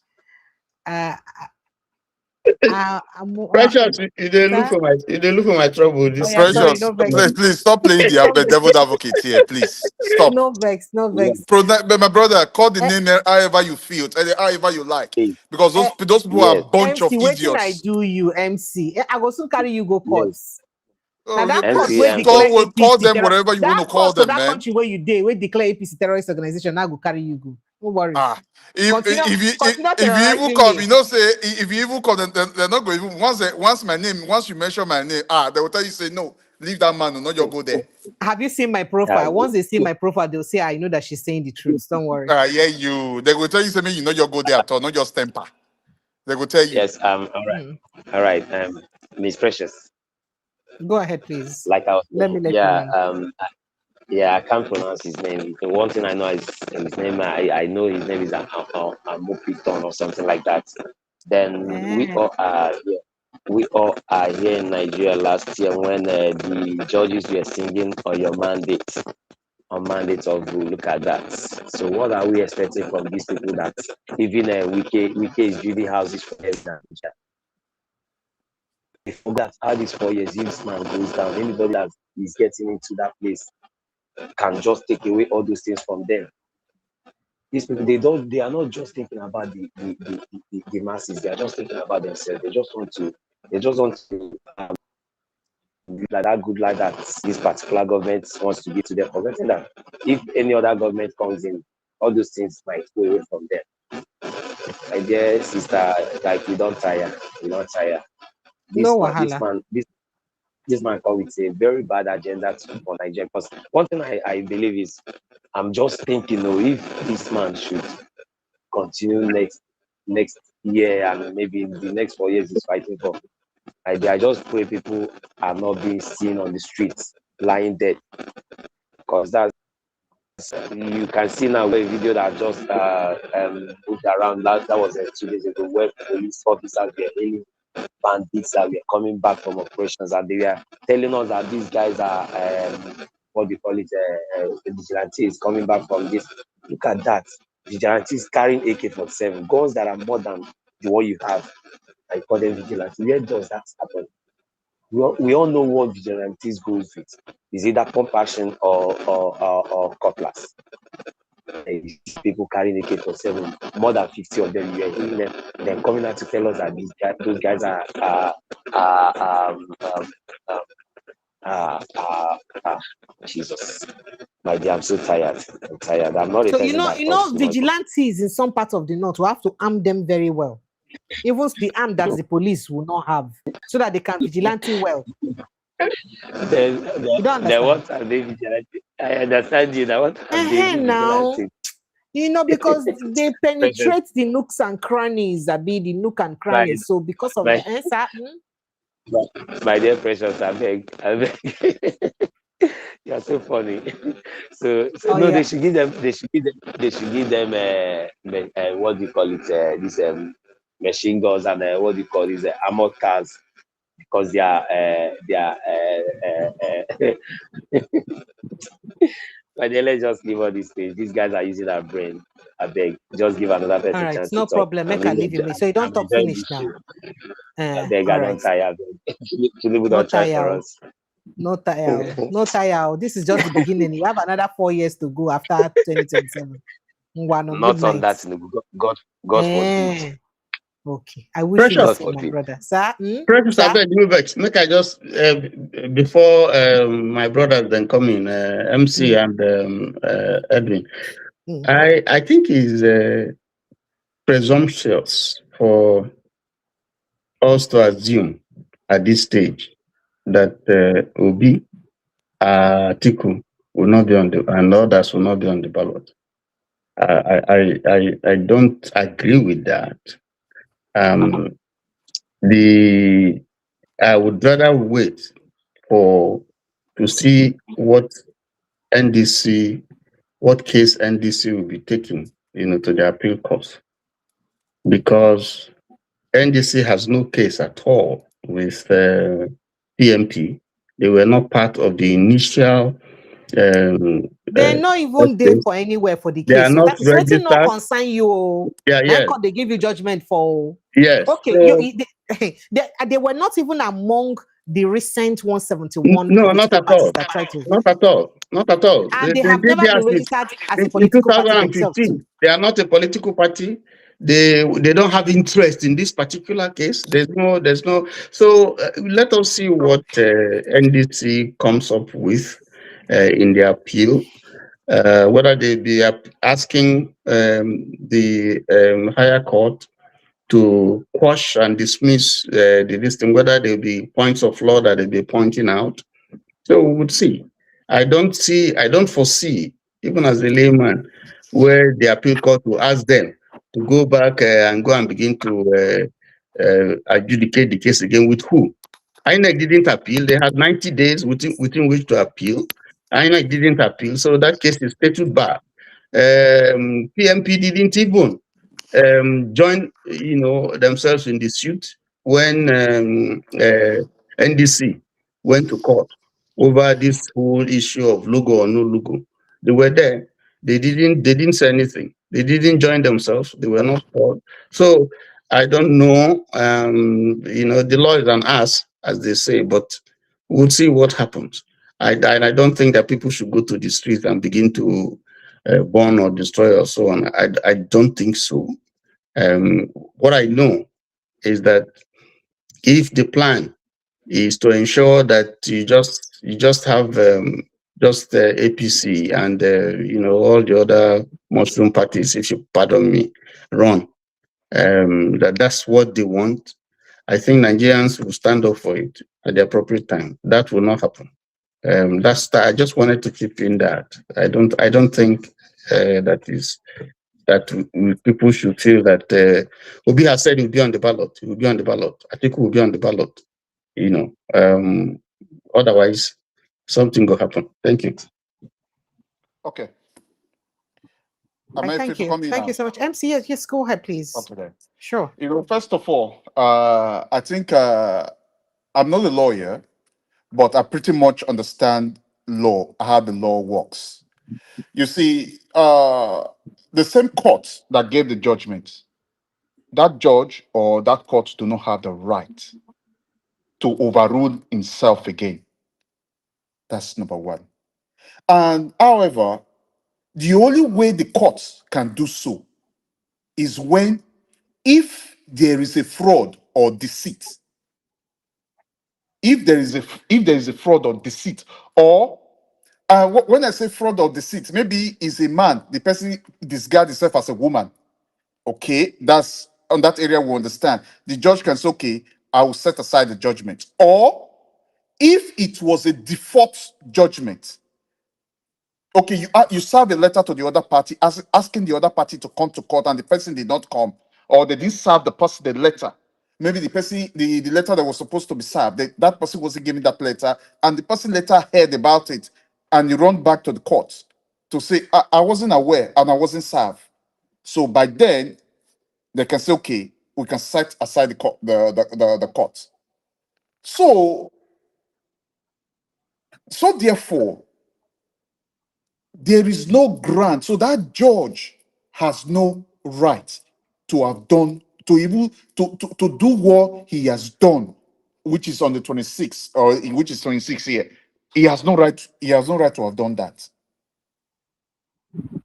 So in all of this, why is this rascality why this rascality continue to happen in that country? Because these people, it's like they have a free pass.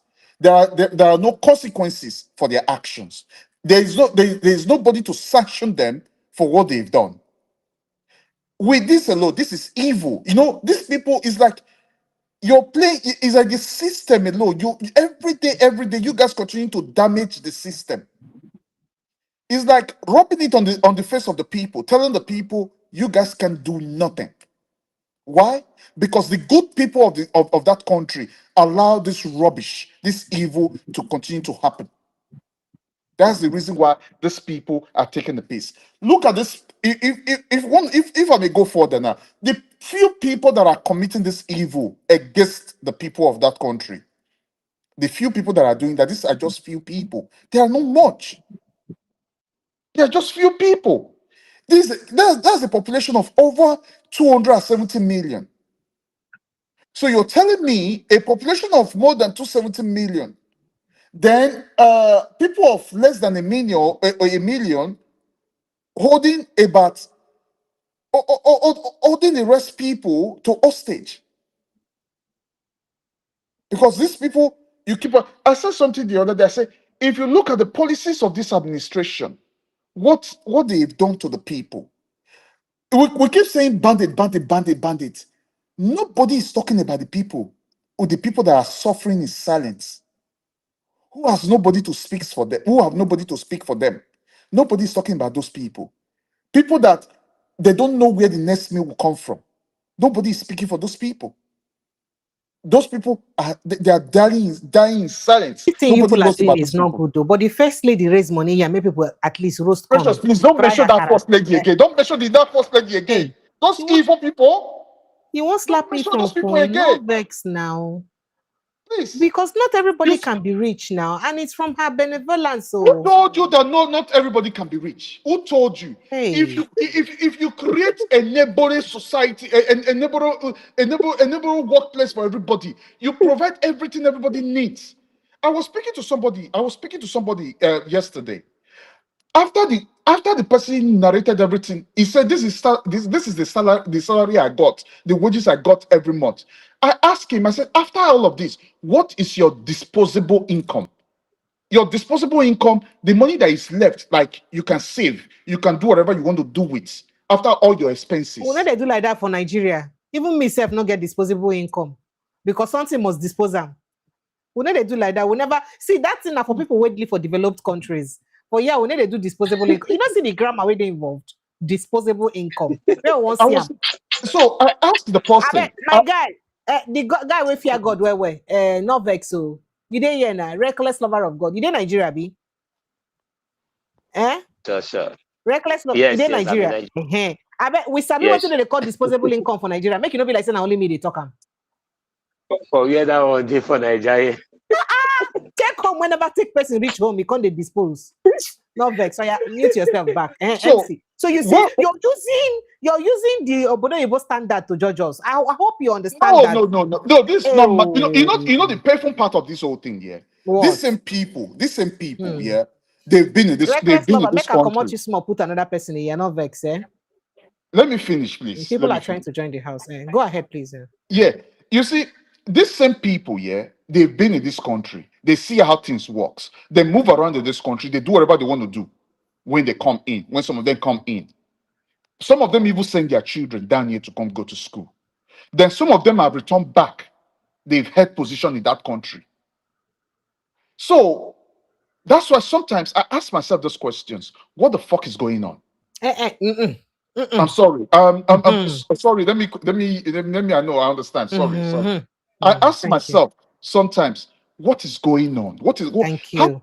How did we get here? I asked that person.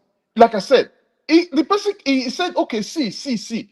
At the end of it, he hasn't got any savings. Okay, now if it's the first lady said that the person you were mentioning just now, why did she not go stand on the roadside herself and start selling the akara and the kulikuli he was talking about, so that she should use herself as an example to other women? He should be doing it. She should go bend down and start doing it herself. I don't like what you know you can't do for yourself. You can't do. You yourself cannot do it. Don't open your mouth to say other people should go and do it. In other words, if you love yourself, the same way you love yourself, extend that same love to other people. Because in all of this now, like what the courts just did now, this is pure evil, of which we know quite all right that the court have no ground to do what they've done. They have no ground and they have no right. I hope, because in this kind of it, if you are not satisfied with a judgment, what do you do next? You go to appeal, and there is a time frame from the appeal. If you did not appeal, that is the end of that case. As far as there is no fraud, there is no deceit. But on this issue, these people didn't do so. How can you then go back? A judgment that has been done, you will now override the judgment and now start. You want to start. The Nigerians are not angry enough. That is why these people are taking Nigerians on the ride. They are not angry enough. Okay, now look at that. Now, if he has gone to appeal, now if you even go the appeal is the person that will go, the appeal court is the appeal court that will not say, okay, this is what we will do, this is what you cannot do, this is what you will do. Appeal will not be the one to make the judgment, but that is not the case. I hope that, like they said, now they are going to appeal the judgment. Let them appeal the judgment, and let's see what the appeal court will say. You cannot, and people should stop hyping this man. This is a man that ruled Lagos. Tell me, what major project, what thing did that man did in Lagos? No, rather than to empower Agberus in Lagos. That was all. That was all, nothing more. Then you want to compare yourself with the people that are ready to build a nation, people that are ready to do things right. But you guys do not want to give chance for a nation for this nation to come to life. What is going on? Okay, we talked something about this state police yesterday. I was trying to trip in something. I said, this state police, no, not is who is going to checkmate these people? They don't do those because you have actors already. You have in every state. You have some some actors already who are already doing some kind of funny things in each of these states. You can't just say wake up overnight or and the election is getting close. You just want to create a state police all overnight, of which this state police, the people has been crying for it for a very long time. Nobody said anything. You guys did not. You guys refused to give them a listening ear regarding that. But if at all this has to be done, it has to be on a planned basis. A roadmap needs to be drawn. First, the law has to be created that will guide this whole thing. And if you're to do it, I know sometimes federal can override some decisions which the state has to carry out, but there are some stuff which the federal do not need to have access to if the state police must work. And even the governors, there was even a time people said, if possible, in each of those states, they should have like a body, like a mayor, which they can elect. And that mayor will be the one to control those police. In case things are not going well, the same people can be able to deal with that mayor as well. That can, we're not saying you want to create that state police and you take it and you give it to the governors. The governors can do a lot of things with it. Just because the governors reports to the president. So if we must say state police must be free from the controls of the governor. It must be a separate body, like a mayor, which the people can elect. And we will know that that mayor will be the one controlling the police. In case things are not going well, the people can also hold that mayor accountable in each of the states. It can be done. So therefore, Precious, these people know the way the set of people that are in charge of that, in charge of this policy making in that country. No, because we can't allow the worst of us in Nigeria to take charge of that country. All right. Enough is enough. Thank you. Thank you so much. Mr. Edwin, let me let you talk, and I go to CI. Then I go to Chris. You hear me? That's it. Go ahead. Good evening, everyone. Good evening, Precious. Good evening. You know, sometimes early this year, I kept hammering on the fact that Tinubu's presidency was all apt to stop Peter Obi. If you remember that our debate very well, the only person Tinubu is scared of is Peter Obi, and I told you it is either we have Peter Obi on the ticket or nothing. And I kept repeating myself then, telling you as well that Tinubu is not Jonathan, and that unless all the opposition political parties coalesce, come together, there is no way they are going to oust Tinubu. If you remember, I'm just going down memory lane, trying to remind you of what I said then. And virtually everything I said and mentioned then are now coming to pass. I told you in a situation whereby we say we are practicing democracy and we are practicing the opposite of it. We are saying Federal Republic of Nigeria. What is the Federal Republic about Nigeria?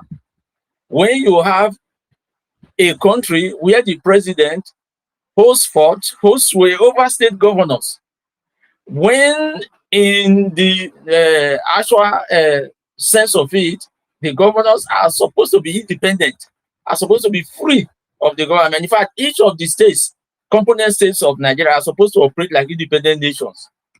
And then I made reference to the fact that our constitution is faulty. It won't work for Nigeria and it will never work. Not to talk of the fact that we have a president whom people say, oh, fought for democracy. I have always told you, Tinubu was never a Democrat and he isn't a Democrat.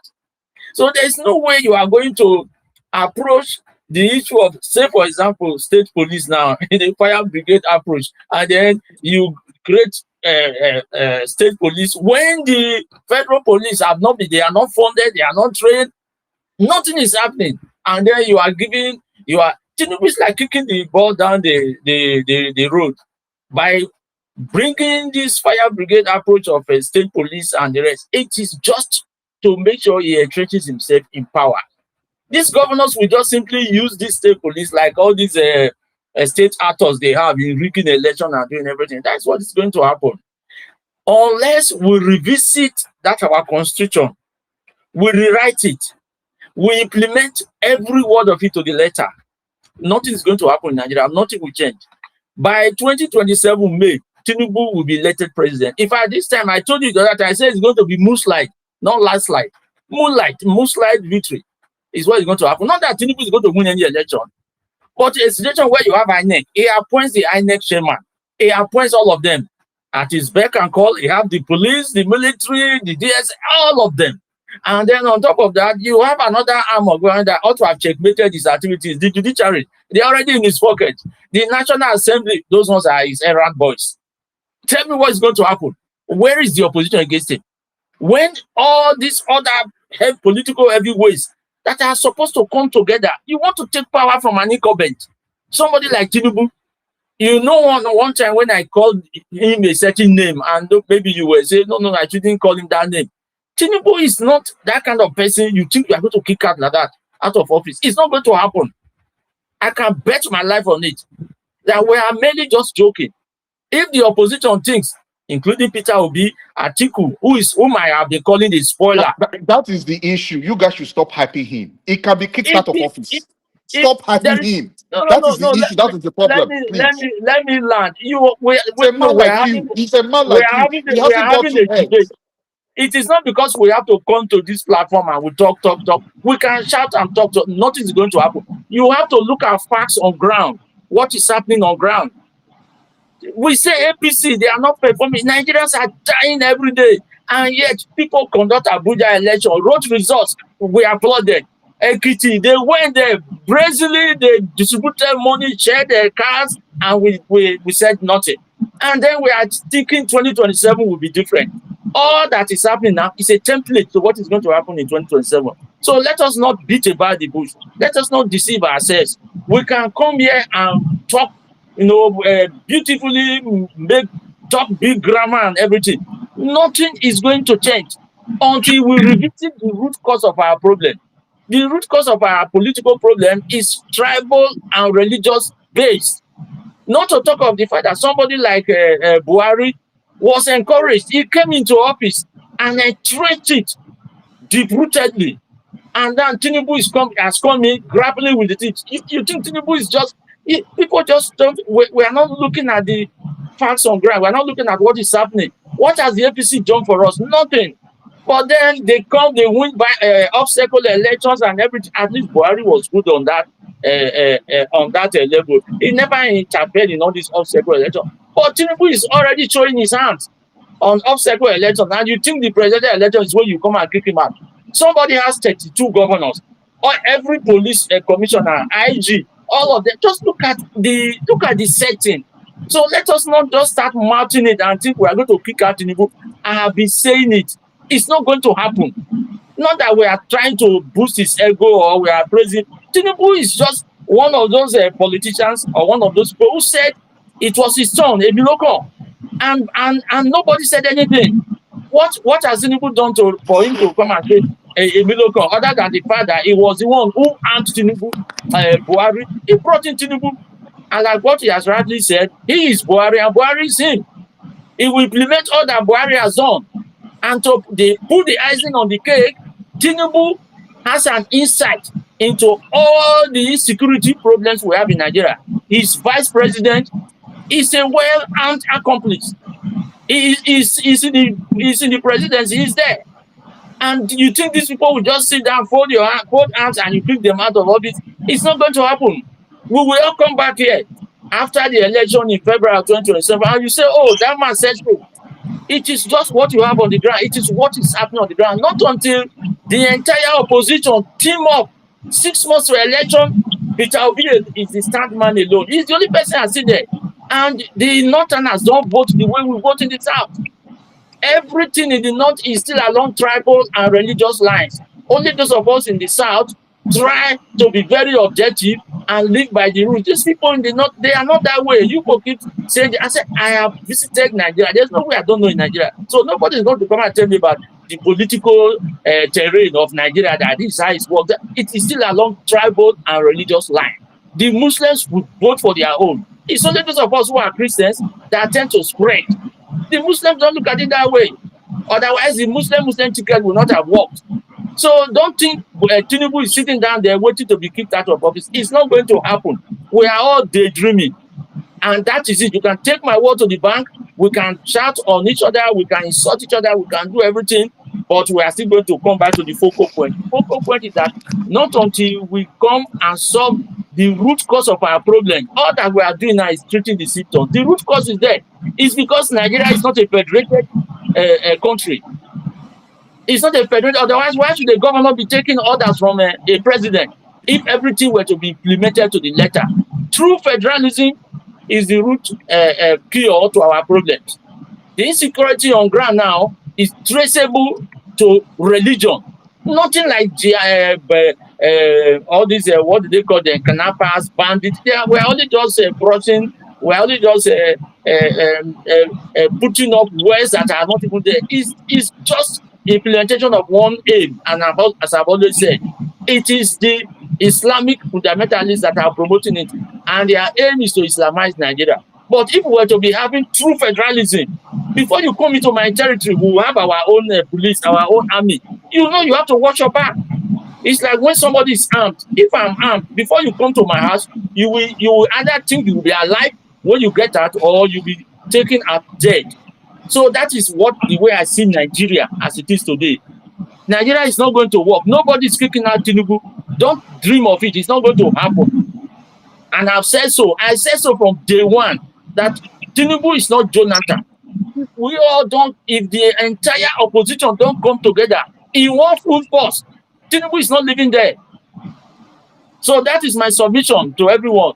So if you like, you can buy my own submission. If you like, you can take what I've said. But I'm telling you, I'm old enough to know the Nigerian system, how it works. So that is it. You're totally entitled to your opinion, sir. Thank you so much. All right. Good evening and welcome, sir. Chris Inaima. Welcome, sir. Precious, sorry. Can you put me on backstage? Pansat wants to come in. Hey. I beg. Okay, that's good. Put me on backstage. Yes. Okay, I've not seen that message. I'll check it. Okay. Okay. All right. There, Pansat, please. Go ahead, please. Oga Chris in Naime. Oga Chris, can you hear us? Oga Chris in Naime, can you hear us? All right, if he's not responding, please, Mr. Bioye, go ahead, please. Good evening and welcome, sir. Sorry, Mr. Chris, I don't know they were trying to call you, but I'll really be short. And how are you all doing? I'm glad to be on this particular show for two reasons. Because of recent situations. For example, Obasanjo visiting of the vice president of Obi visiting Obasanjo recently. Now we know what the reason was. At least part of it is simply because he probably had insight of what is going to happen as far as the registration of Obi's party. Now, one thing I just want to say before you go back to Mr. Chris is people are not even thinking of the unseen. And what I call the unseen is Tinubu's real motive. Tinubu is a man who has stolen so much money. His money is in France. It's not by chance that I'm saying it with proof. It's not by chance that we have America now declaring certain people in Lagos, like you said the other day, as being of French origin. So he's actually using the French to do the same thing the Northerners are using on their side. Now, to stay on focus, all I'm saying is this. His real reason is simply to have confusion in Nigeria, that there be no election if necessary And to the gentleman who said earlier that when Obi was calling for peace, Obi knows that. Obi knows that that is exactly what Tinubu wants. Because this man is at his tether's end. He's stolen so much money, and he wants the country to really fail. He's not really on the side of the Yorubas as far as statehood and stuff, but he just wants confusion. And that's really what I wanted to say real quick. And I said, yeah, Mr. Chris walked Why do away. you think he just wants confusion, sir? Well, first of all, if there's confusion, nobody will have time to look into his stolen legacy, so I call it. You know, he's Thank you, stolen so sir. much money. Thank you very much, sir. Thank you very much. I totally agree with you. Thank you very much. Because you just said it all. It's like, let's destroy everything so that nobody will benefit from anything. You said it all. Continue. Thank you. Yeah. Well, yeah, and you know, if you really look at it, it's not in his interest. The only thing the opposition is doing wrong right now is, even if they cannot pull together as a party, they can have an understanding. If you look at all the different oppositions, they are there to hurt Tinubu. It doesn't matter. The only place he has a chance to now exploit is the Bono area. Even maybe Rivers, your state. Sorry, Miss Precious. A true great guy there. The wicked, I call it. And I remember him. He's the kind of person who, behind closed doors, is really a little.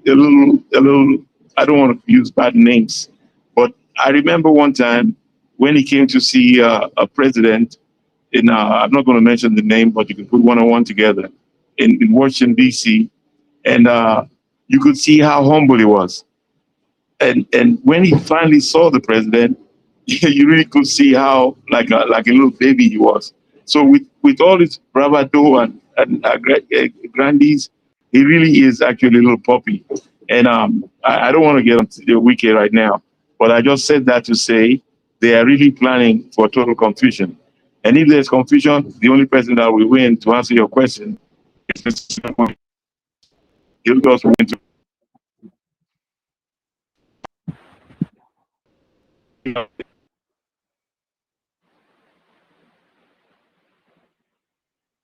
Your network is bad, Mr. Abioye.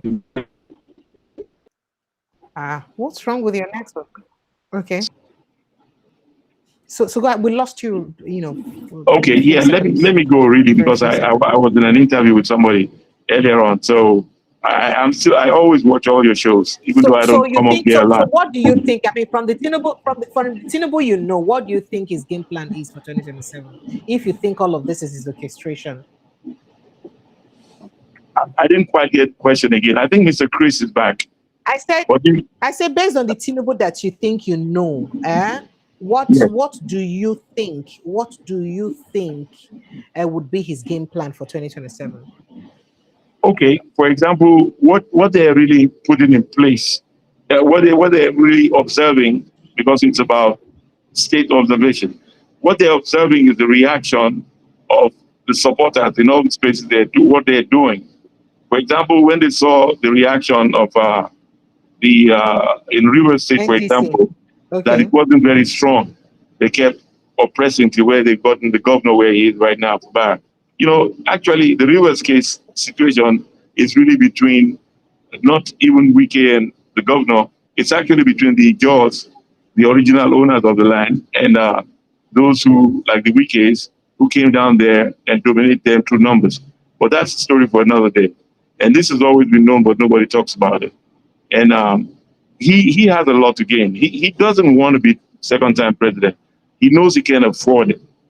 If he tries it, it'll be a lose-lose game for him. But I'll come on the show when I have more time to discuss this. And I'll just listen to Mr. Chris. He's right there. All right, okay? Thank you. Thank you so much, Mr. Abioye. I appreciate you. Okay, your show is real great. I love it. Thank you. Oh, thank you. I appreciate you, sir. Thank you so much. All right. Oh dear. You wanted to say something? I think I kicked him out now too early. Mr. Chris, are you there? Do you want to come in now? Mr. Chris, are you there? Inaime. Yeah. I think he left us and perhaps dozed off. Mr. Pansat, you're welcome.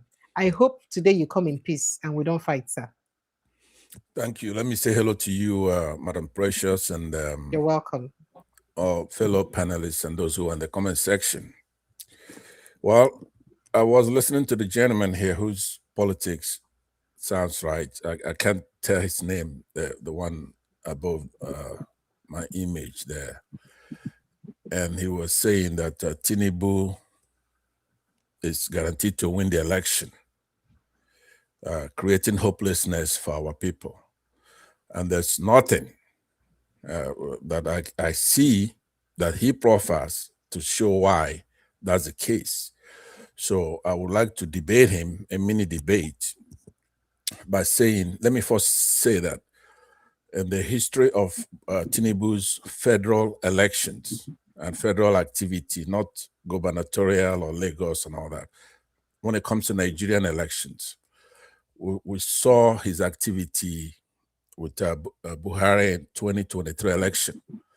And everybody who knows Nigerian politics knows that Buhari is an awesome personality, especially for Northerners.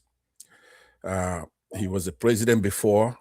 He was a military dictator that committed a coup d'etat. He's a Magaskia from the north. So Tinubu went under his wings to emerge and have Buhari rig the election for him. It had nothing to do with Tinubu's acumen. What happened in 2023 was that Buhari reluctantly, out of fear of Southeasterners, was compelled by Governor El-Rufai and other governors from the north to accept Tinubu and have him rig and had INEC rig Buhari into the office. It has nothing to do with Tinubu, because he couldn't even win his own state, which they lacked. They took that for granted. He lost maybe his own polling unit because his modus operandi is to bribe. There is nothing too sophisticated about that. In Nigeria and everywhere, if you bribe people, they will do what you want. So Buhari gave him a lot. Nobody should even argue that. If Buhari supported me, I will win in that election. Whoever Buhari supported was going to win the election. So now we have to take away every accomplishment, every achievement Tinubu made in 2023. It was none of his effort. He barely squeezed through because of Buhari and Northerners. Nigeria is a three-legged stool. So if you have the Yorubas and the Northerners work together, then they're going to be victorious in whatever they're doing. If Igbos and Yorubas work together, then they're going to be victorious. It's a three-legged stool, right? So now a lot was handed to Tinubu in 2023, and he has squandered all of them. Buhari handed him the structure, federal structure, Northerners, governors, politics, whatever it is, he handed to him, but he has squandered every single one of those. So if you come and say he's a strategist, based on what? In this particular dispensation, this 2027 election, yes, what you see is the handiwork of people like Wike, Akpabio, Southerners, corrupt, thugs, who are working hand in hand with Tinubu. All they want is money, authority, power, stuff like that. And he's giving it to them profusely. So that's the idea, going the route of bribing judges. Like somebody said earlier that Wike has never lost an election. He's always used the judiciary. He builds. I watched one time where he built houses for federal judges as a state governor in Rivers State, using state money to build houses. Rivers State people didn't kick. So if you put up with all these people, what do you expect? You're not going to have a Jeffersonian democracy when the people are stupid in that country. Somebody who is smart will never come out and say, hey, look, I'm going to win by magic. I'm not going to take care of the people. I'm not going to do anything on the election day. I'm going to win. Based on what? You're going to push the Nigerian people just like any other people. when you push him over the edge, when the disrespect of saying that, hey, look, I'm a strategist because I could use our money and bribe, I'm going to do this, I'm going to violate our constitution, wasn't going to hold you up if we declared that you violated the constitution and we're going to war, for example. How can the Yorubas fight the Igbos and the Hausas together? What are you basing on? You have a lot of people in that Nigerian army that are Kwakwansians. You have a lot of people in that Nigerian army that are Igbos. And then, of course, you have Nigerian army that are Yoruba. So if you blatantly come out and say, hey, look, I'm going to win by magic, I'm going to win because I'm a strong man, where you're a civilian, you could barely stand up and walk. What are you basing the coming and telling Nigerians that they cannot dare try to remove him from office? He's not be removed from office. There is no, the moment he doesn't get out of there, it's a declaration of war. I just want you to know that we've done it before from the Southeast. If there's something you're gonna do, then you no longer have that constitution. The constitution is the document that makes somebody president. So if you come and you violate the constitution, right, it becomes a lame document. So I want you to, even though your politics is right, your conclusion is wrong. Your conclusion is the worst I've ever seen. But your premises are in order. You're saying that he cannot win an election, that he's crooked, he never won the first time. You make those premises, and I agree with you 100% on that. But then, all of a sudden, you swing to a conclusion that's typical of the iniquitous people who have in the country.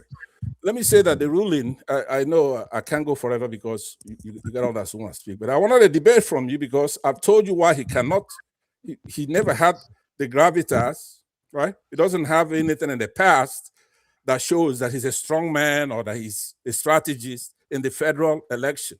Forget about what he does in the state. And that what happened in 2023 is an aberration. You just can't say Buhari was inconsequential. Who would say that? Buhari is somebody that's revered and feared by those who don't revere him. They fear him because he was a dictator. So the gentlemanness of Peter Obi ends.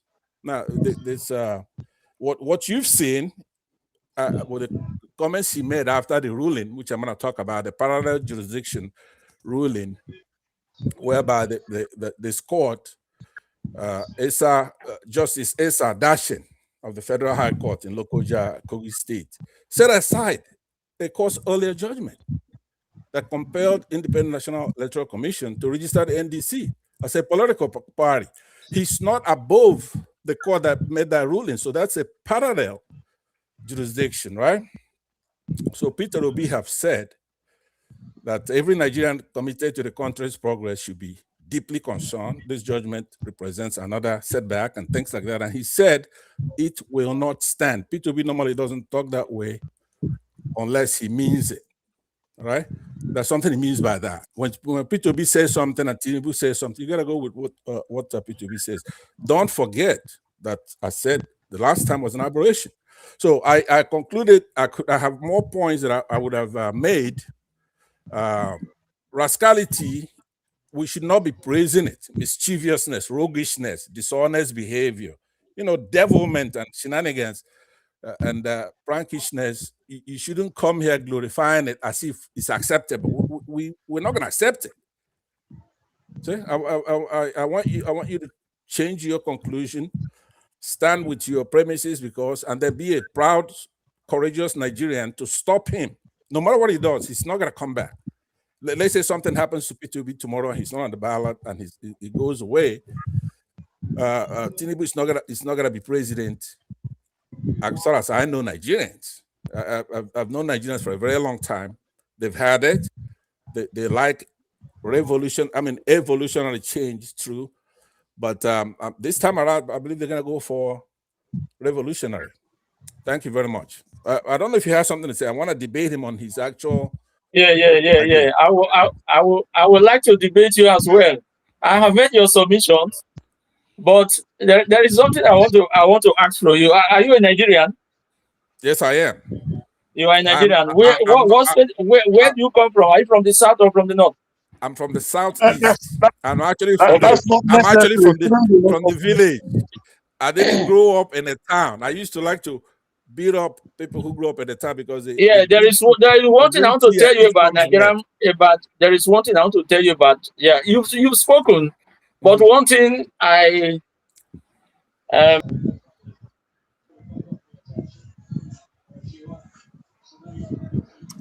I think Mr. Edwin, are you there? I think his network. Amadia has frozen him. Oh, God. Deep answered, please. Okay. I'm Deep just kidding. answered. All right. So while we try to wait for him to rejoin us, welcome, Mr. Adams. Right? Is it Adams? Afam. Mr. Afam, you're welcome. not able to convince somebody why that statement have been made. Convincible is so going to win, not because Tinubu is an astute politician or a politician that is dynamic in any way, shape, or form. But Tinubu is going to win because of the very compromised and corrupt system he presides over. And that is the advantage he has over Obi and all other opposition parties combined. So if they do not put their forces together and fight him in one single unit, there is no way they are going to win. Tinubu is not going to win the election because the electorate will vote for him. The electorate are already impoverished. They are already divided along ethnic and religious lines. And you want to think that this man, people are already hungry and dying. When Tinubu thinks that, oh, these are people who are eating from the scrum of my table, they will just come whatever he gives them. Imagine what happened in the Ekiti election. That is just one of them. I'm just giving that as an example. It's a template for what APC has designed for 2027. They've stashed large amount of money aside. I have been saying this one. You need to go into the nitty-gritty of Nigerian politics before you can come to a conclusion that Tinubu is going to go. Tinubu is not going anywhere. Unless we put our acts together, the opposition put their acts together, forget ethnic and religious divide, there's no way Tinubu will be defeated. And that is what I'm hammering on. And that is what I've re-emphasized in. So the fact that you've heard me and my comments maybe made no sense to you is fine. That is okay. I'm fine with that. But I am telling you, from an informed mind and with the Nigerian political terrain at the back of my palm, that there is no way Tinubu will be ousted from office come May 2027. Not what is happening on ground now. It's not going to happen. So we can, like what I said earlier, we can abuse and insult each other. But I'm trying to tell you what I know is going to happen. And when that time comes, you will remember today. You will remember me today that you will remember that, oh, that man said something of sort. Oh, I debated him. Yes, it's good with debate. But what I'm trying to tell you is that, for instance, INEC, that you think is an umpire, they are not an umpire. They are part of APC. Secondly, they are not even funded. Thirdly, you have all the resident commissioners, they are members of APC. You have the governors. I'm talking about what is on ground. It is not just the realities that Nigerians will want to, by 12 midday, Tinubu should have already lost the election. But it's not going to happen. If you understand the Nigerian political terrain, it's not going to happen. Not the way the opposition have handled it. Edwin, yeah, I hear you. And I got to tell you, the last point you were making, you were elucidating certain things that are on ground. That's true, right? You have to understand that your prophetic clairvoyance, visionary stuff, every Nigerian is equipped with that because we've already been through it. We know. But you cannot also ignore the fact that in his Lagos state, right, he had pretty much everything you are attributing to him now. He had the tribal aspect of Lagos, so Yoruba place, state. You had a governor that's for him, that's from his party, and all kinds of things. But he lost. He lost Lagos, his own state. Okay? I'm using that as an example. For example, if you say he has so many governors and things like that, he's not a pauper. He has money. He can bribe. Those calls you can make. But I'm trying to tell you that state elections where Nigerians are not out to change the government and do the right thing is totally different from, a federal election. It's a big difference. He doesn't have the money to buy everybody in Nigeria. There are over 200 million Nigerians, right? There are so many interests going on. In in 2022, 2023, Peter Obi had no governors in his party or any elected member whatsoever. And he managed to win that election. What happened was that Buhari played his card very well. He wasn't boasting like Tinubu is doing, where he's not blown his cover. Everybody's watching out to see how he's going to do it. How are you going to win? What states is he going to win? He's not going to win any of those states you're thinking about. He never won them in the first place. But Buhari and INEC fooled everybody. If you looked at Buhari's body language, it was like he was going to, for the first time, do the right thing. He was going to let these people fight it out, right? So, but he actually hoodwinked Nigerians, and he supported Tinubu, who denies it. But anybody who has any sense know that Tinubu is in office today because of Buhari and those 19 governors from the north, including El-Rufai. So he's blown all that, everything that was bequeathed to him. People like El-Rufai, people, strong men. Okay, there's no part of this country that's going to allow Tinubu to come back, and he's not going to come back, because you have to put into the equation. You have to take it all the way to the most logical conclusion, whereby war. See, the way when I go into a classroom to teach politics, war is defined as politics by other means. So you have to make that calculation. If there's a mutiny, let's just say he's disrespecting Nigerians so much so that there's a mutiny in the army, there's a mutiny in the armed forces. The tribes form a coalition. Let's say the Southeasterners, Southerners, and the North form a coalition against the Yorubas. How is he going to win that? He cannot win that. So you have to admit that. But that's a possibility. We're not saying that's going to happen. In order for you to say nothing is going to remove him from office, you have to make the calculation and make the comment that if this thing coalesces into tribalism, the way you're talking about it now, that the Yorubas are going to defeat the Igbos and the Hausas in a war. That's not going to happen. As a matter of fact, they're going to annex that area, that region. So you asked me, where am I from? I told you I'm from the Southeast, right? Where are you from? Yeah, I'm from Delta State. I'm from the South. South, okay. So that's what I'm saying. You guys, all you have to do, talk to your people. Every time you come, you have to be positive. You have to, don't be afraid.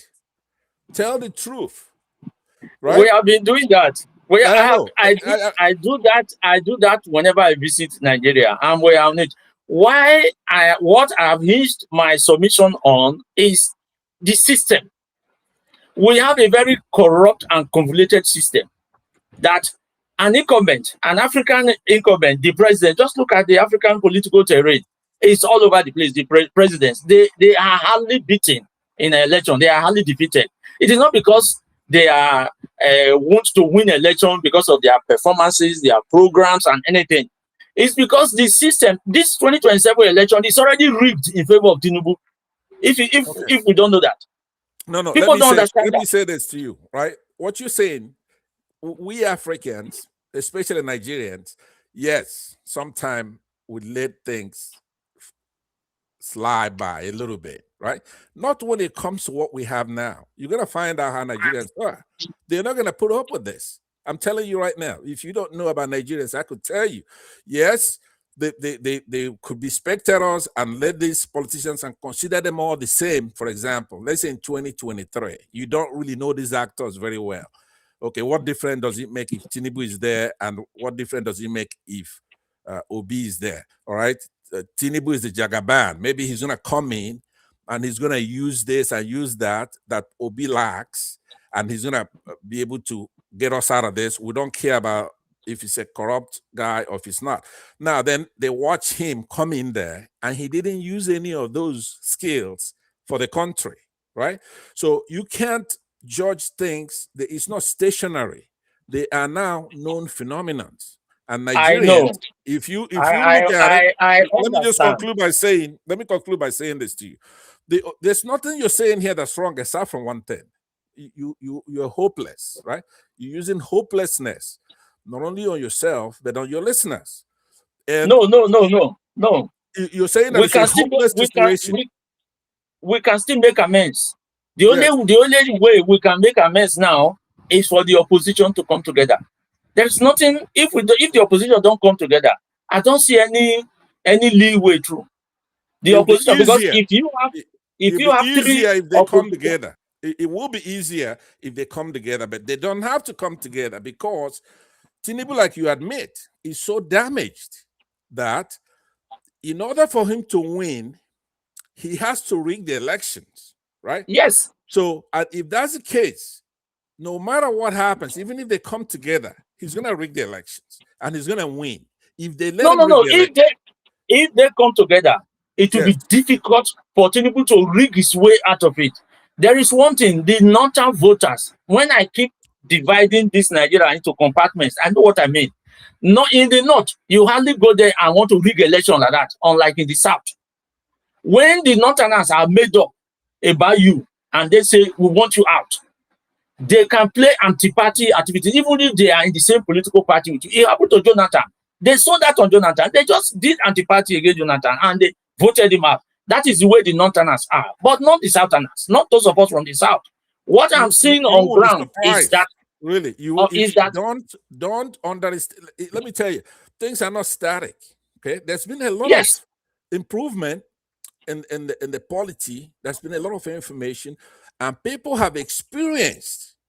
I'm telling you, before, perhaps 30-40% of the Nigerian electorate, they didn't care one way or the other. To them, they were nonchalant. You know, it could be Peter Obi, it could be Tinubu.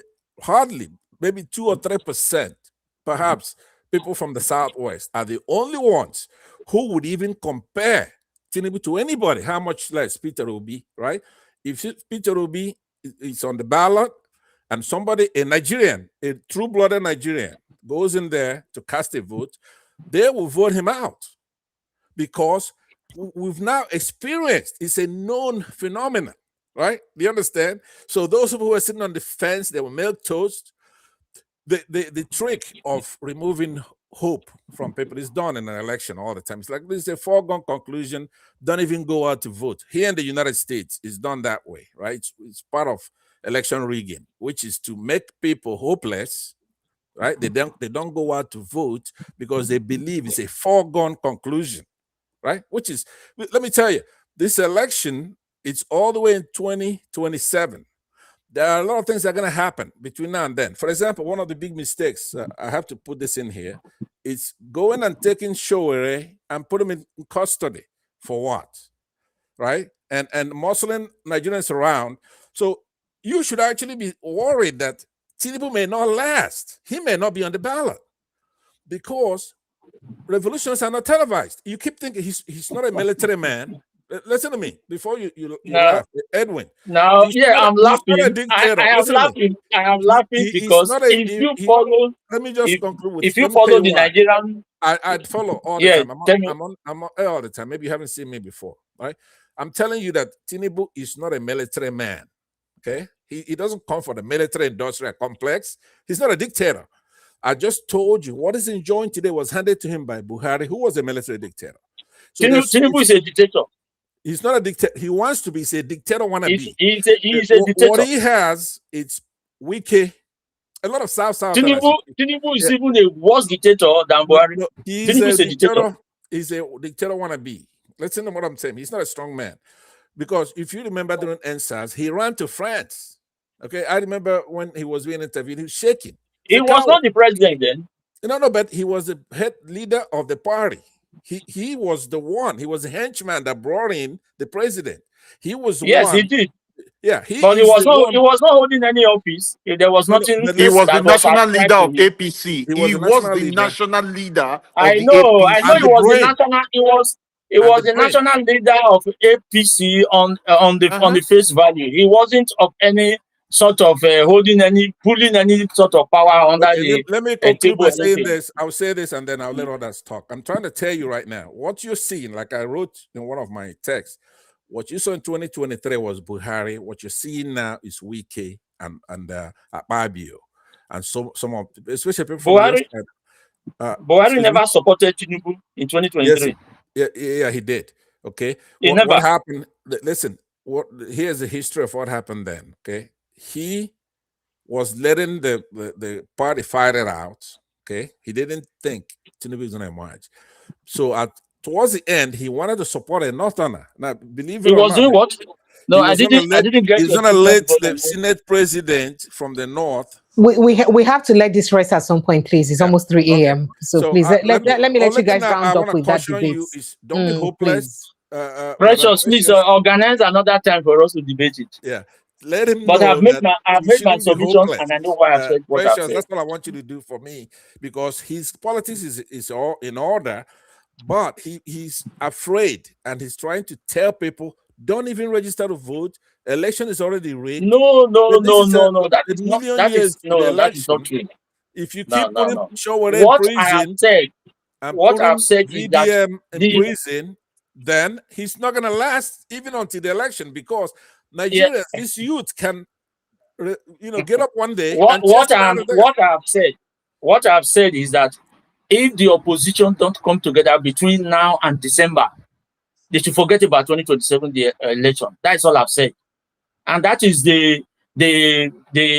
So for the opposition to come together, that means Peter Obi has to submit to working with Atiku Abubakar as his vice. Because that's the if the opposition, Precious, I've always called Atiku a spoiler.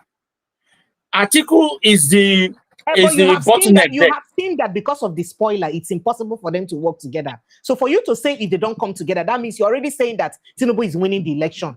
That means they've forgotten about it. He's winning the election. And then it's okay. That's okay. It's your opinion. So that's what I'm saying. Contest with you. Because the opposition have gifted him.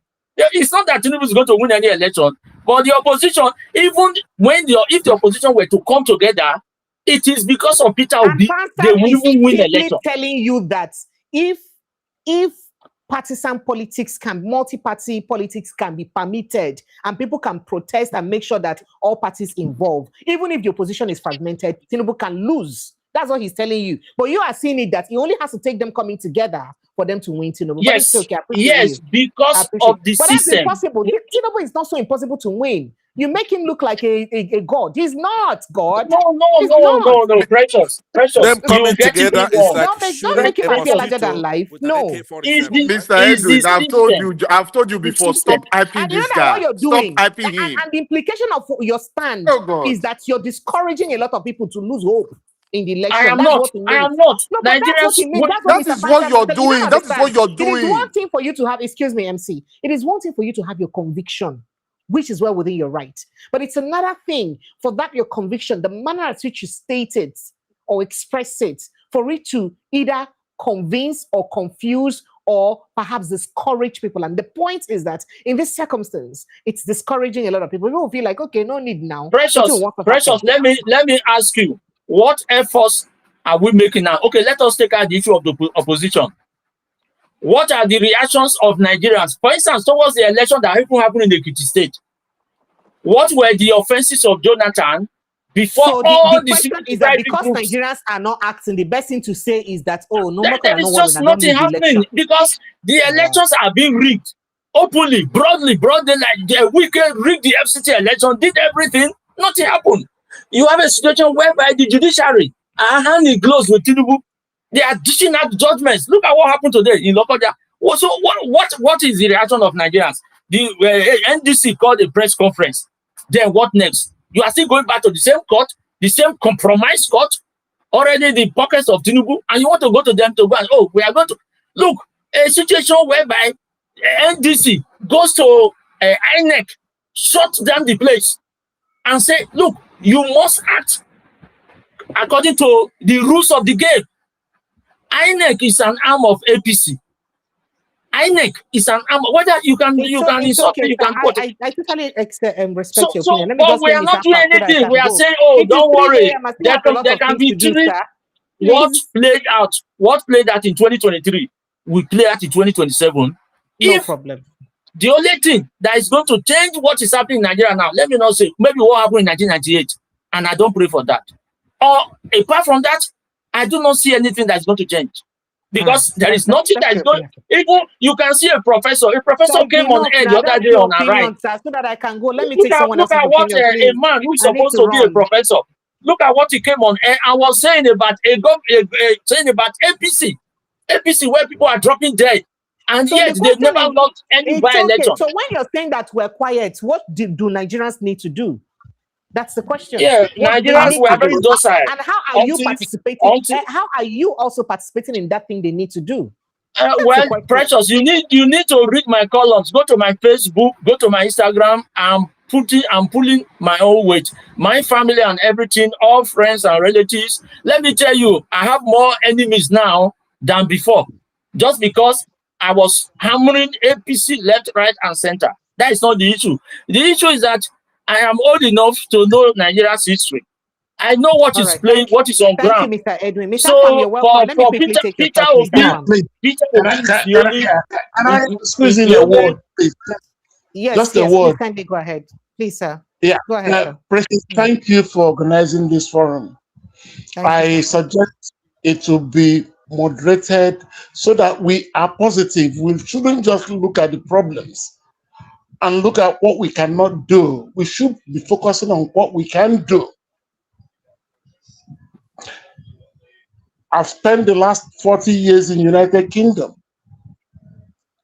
They change things when they speak up. They don't look at the problems. They look at what can they do. They have more problems than ourselves. We have only 3 major tribes.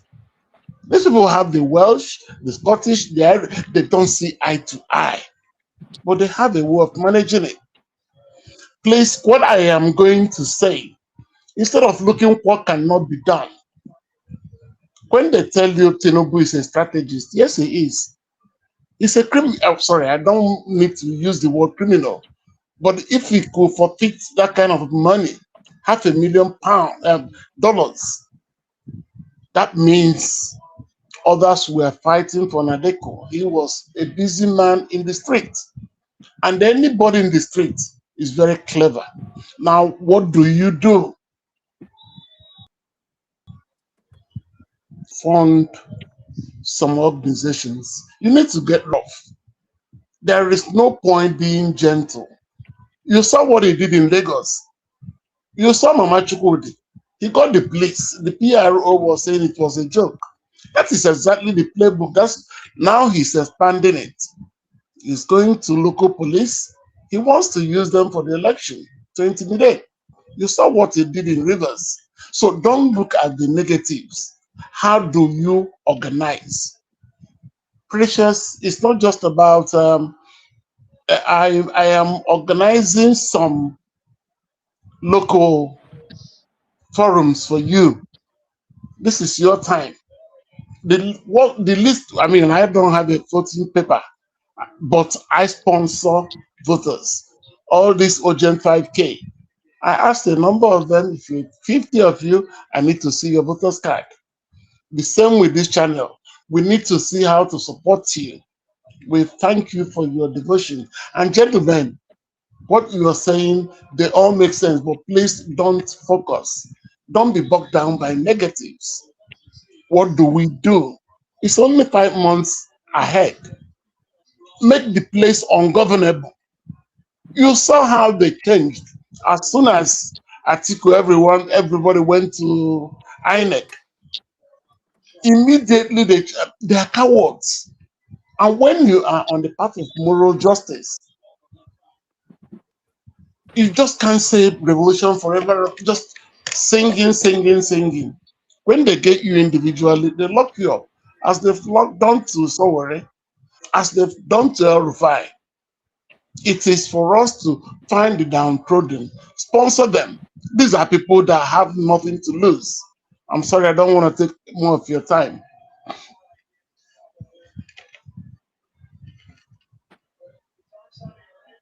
Thank you, sir. Hello? Thank you. Yes. I can hear you, sir. Thank you. Thank you so much. I appreciate you. Thank you so much. And I totally agree with you on the aspect of staying positive and thinking towards solution rather than lamenting on what the issues are. We all know what the problem is, but the way forward is, I mean, we should be speaking about the way forward. Now that we have all of this problem, how do we mitigate it? And I do not believe that it's only one solution that should work.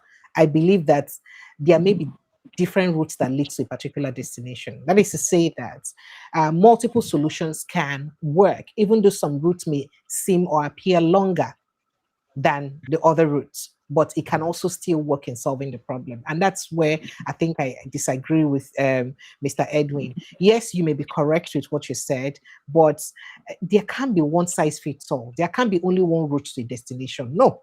So without that route, there may also still be results. And it is time for us to brainstorm, begin to look at other possible ways. The reason why we have people who brainstorm and think tankers is because there is need to be able to make as many contingency plans as possible. We should have not just one option, but option A to Z in this condition. So saying that we're limiting ourselves to just one option, without that option, we're doomed.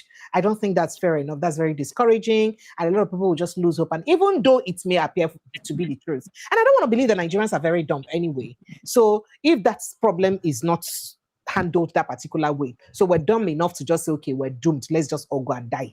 Or let's just allow whatever it is to continue the way it is, whether it works well for Nigeria or not. No, I don't think so. I do believe that we're smart enough to begin to look for ways to make it work. I do believe so. And there are ways that we can think. And that is why I have been saying it here since. Those of you in the diaspora, see, sensitization. I have said this several times. You can invest your money in sensitizing the people. Let the people know what they need to do. And I said it because, just like they say, he who pays the piper dictates the tune. Because you are more like the economical power, most of the families that you've left behind here, you have the right to, whilst you're assisting them financially, you have the right to also tell them, look, this is what you must do to benefit. Why? Because where I am in this country, even if I don't have a job, even if I don't have this is what government does for me. In your country, what does government do for you? We need to open their eyes. You know why? I have said this again before. Majority of Nigerians are either half literate or illiterate. And it is not easy to educate them. You have to sound it and sound it and sound it again for it to sink. Nigeria is not the UK, US, or anywhere where you have largely informed people. Most of these people don't even know their rights, like their legislative and constitutional rights. They don't know it. How do you expect someone who's oblivious or unaware of their rights to act in a certain manner? They don't know. And who tells them about that? Who educates them about their rights? You, not me alone. One of the reasons I decided to have this program in Pidgin English is not because I'm bereft of vocabulary of English language. No, it is because I want to drive home conversation around politics and governance to the grassroots in a way they can understand. And I am sure I had said here before on this platform that if I had the resources, except of this conversation, I will interpret in different languages of Nigeria and play in local radio stations for Nigerians in the grassroots to understand what we're discussing here. But that takes a lot of money because mainstream media is very expensive. But since I don't have that resources now, let me be doing what I'm doing. Because this kind of challenge we're having here now is just to cut out 15 minutes of it now, these debates. And we put it there. And they will begin to look at things that, waiting on our government, they do for now. I mean, there's a lot. I wish I don't say that. So there's a lot we have to do. We can educate people. Fear and can I say something? A mind that is informed there, fear that mind. And that is why our government or some people in power are not really very keen about education. I'll give you a typical example. I'm sorry, sir. When Very Dark Man did that video where he said that the Hausa speaking people are the problem of Nigeria, and some Arewa guy started calling him out. A particular Arewa young lady came out to say that he's saying the truth. He's saying the truth. That how is it that India is about 4 times the population of Nigeria, even more than 4 times the population, 1.4 billion, how many within day? So almost how many times the size of Nigeria? China See the size of Nigeria waiting, how they overpower Nigeria in terms of population. But somehow Nigeria, and especially northern Nigeria, managed to surpass India in education, access to education for children. Somehow, you don't have the population. People will use almost 10 times reach your population, surpass you. That is, they educate their children more than you. There's something wrong. And she blames their leaders. Precious, what do you think is wrong? What do you think is wrong? Doing. What do you think is wrong? Simple, because the leaders are not deliberate. They're deliberately not exactly. Exactly. You don't get my point, but that's what I just told you now. The people don't want you to be informed in the first place. So it's the key. It's a problem. I can blow your mind. Let me even blow your mind that I can almost tell you that there's a way we'll cut excerpt of this show and send to places. There are regions that will never allow us to play it, even if we're paying for it. They will not accept it in their radio stations because they don't want people to be informed. That was why I said that was why I said in somewhere. Yes, it has to start from somewhere. I can understand all your. I am not saying you don't understand, but my point is that you just dictate a problem without giving us a solution. You can't just have a solution to the problem. The solutions are profiled now. One solution you profile now. So without that solution, we all go to hell. I said what I'm saying is that, do you know how many people reach me daily just for one thing or the other in Nigeria? There was a Nigerian governance, good governance of Nigeria. There's a group which I formed on Facebook. It's there, and we have thousands of members. I formed that group, and I'm spearheading the group. I reach out to them. Sorry to cut in, sir. Sorry to cut in, sir. You don't seem to understand what Precious is saying. Yes, you do all these things. She said, number one, education. Number two, funding. And before I digress, Precious, can you set up GoFundMe? Because what you are doing is set up a GoFundMe, not me. Oh, really? No, you can't? Okay, I'll set it up. Okay, I'll set it up. You'll find my mobile number ending in 897. I can't, except you do me a message after that. I have over 2,000 numbers on this WhatsApp, so I may not be able to trace you. So you can send me a message and tell me that you're the one who spoke about XYZ. Then I would remember. I'll try to recall. Because that is the practical solution. I'll tell you what I did in the last election. I came back, I spent 2 months in Nigeria. And all these groups, I sat them down. What they tell you is, we don't have money for data. They don't even listen to the news. You tell them what is happening in their domain. They said the news outlets, they lie always. They are annoying. They are a source of blood pressure. And I witnessed this. This is correct. And then there is incessant power cuts. Okay, so let me tell you. Sorry for they look for things that will entertain them. Let me quickly chime in there, sir. Just a quick one. A typical example is what happened in Ekiti State. A woman came on to announce how they offered and showed evidence of how they offered her 15,000 naira for her votes, and she rejected it. What did Isaac Fayoshe do? He commended her and dashed her 1 million naira. Reason I'm saying this is that I had said this on this platform before, always, but looks like maybe people don't just pay much attention when I say those things. You may think that the APC would have all the money that they can because they are the ones in power, they have the governors, but their money cannot surpass the money of the public. That make them say, if one person cook for community go chop and finish. If community cook for one person, no go chop and finish. If you think APC has so much money to buy votes, okay, since it is the vote buying route, why don't we double it for them? That day, as they're offering person, as they're offering them, this is what they offer them. Tell them that I will give you 3 times that money with evidence. Oh yeah, let's vote. I'm coming, sir, please, Mr. Edwin, please, I'm coming. And then I also did say something. We can start. Apart from cutting except of these conversations and all that, we can also go to, do you know that if you capture IDP camps alone, do you know the number of votes you get from them? Do you know the number of people in IDP camps across Nigeria? If you capture them alone, do you know how many votes you get? Go to communities, rural communities, We send troops. For each area we go to, we look for representatives of their community who can work with us. We carry foodstuffs, we carry things that we need, that relief materials. Whether we're going to IDP camp or we're going to just normal villages, so talk to the king of the villages, for instance, and tell them, we're just coming to do goodwill for your people. And I could just front myself, for instance, oh, I'm a journalist and I'm into philanthropy, which I am in, because I don't speak a lot about my philanthropies. I work here. And then let's talk. Let's just give things to community people. If you can gather them, you gather them for us. So as we're giving them, we'll not tell them, do you know why you're giving these? Because the government is supposed to be, we not teach them what they should know and then hand them over those things. See, things like that sink. And then we can even go with a health team, people who can check their eyes, check their this, check their that, small healthcare. You understand? Give to them. And then while we're giving them those free services, the important thing is educating them in their language, through their own local person, on why this is happening, on what they deserve as Nigerians. This can happen simultaneously. I like the idea. It can happen simultaneously across Nigeria, different areas of Nigeria. It can happen simultaneously. This team is going to this place, this team is going to this place, this team is going to this place. And you educate people and reach out to them. There is nothing you tell Nigerians now that hunger is catching them, that if it does not involve something that will give them some sort of succor or relief, that they will listen to you. So whatever grammar you blow, whatever thing you tell them, it must translate to Alpha, which will go chop. You understand? And that's why if APC gives them anything to chop, they'll chop. So why do you think I said the opposition are not together yet?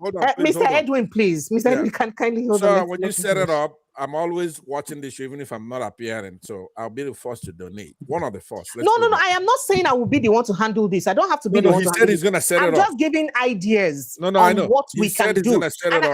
And I believe that this is not the first time I'm giving this idea here. Mr. Edwin, you will agree with me. I've said this several times. MC, you're here. I've said this several times. You're correct. You get action. This is not the first time I'm saying this. This is the first time you're going to say action people. Sorry, gentlemen. Yeah. Sorry, gentlemen. Can I just chip in something in line with what she has said? Edwin, then I'll let you. I may even exit after that, because what I want to say to you, I've been very gentle with you here, because what I saw is that you're just making a call of hopelessness at the end.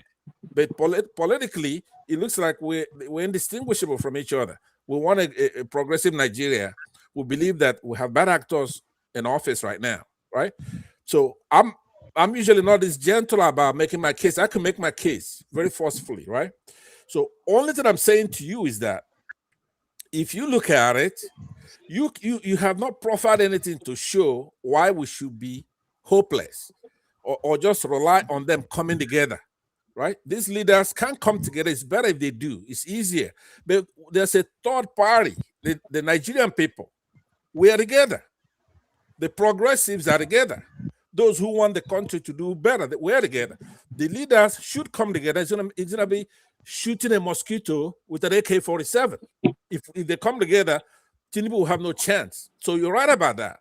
But you do have to nuance what you're saying, because you're saying adamantly it's hopeless. He is so cunning, he's so clever, he's bought it. Now, what does it take for somebody to be clairvoyant to say that somebody who's giving money and bribing people, you could always do that no matter where. I'm here in the United States. That is not what I said. I didn't say Tinubu is clever or anything. I've not said that. Can we just end this conversation? It's only when I'm talking that you want to end it. He's continuing. Gentlemen, I thought you said, can I just land? You said a sentence and you let me in. Okay. Please go ahead. Just to recap, so that we don't go away identifying the problems without solutions. Precious, what I did during the last general election, like I said, I came to my village. I have a lot of people I'm sponsoring. I called them to a meeting. They now enlisted me to Ward 1. I didn't know that's even though I don't have voting papers. But I was hosting them intermittently for breakfast. That way you got attention. That way I told them, the person you are following, Obi, It's not about party and spending. It is about service to the community. Because each time they come, they tell me, oh, we needed money to buy this. I said, it is about what you can do. I saw the whole place littered with pure water nylon papers. I said, I've given you t-shirts. If you go about picking those things up, the community will see you and they want to know who are these. And they will say it's Labour Party members. And they say, now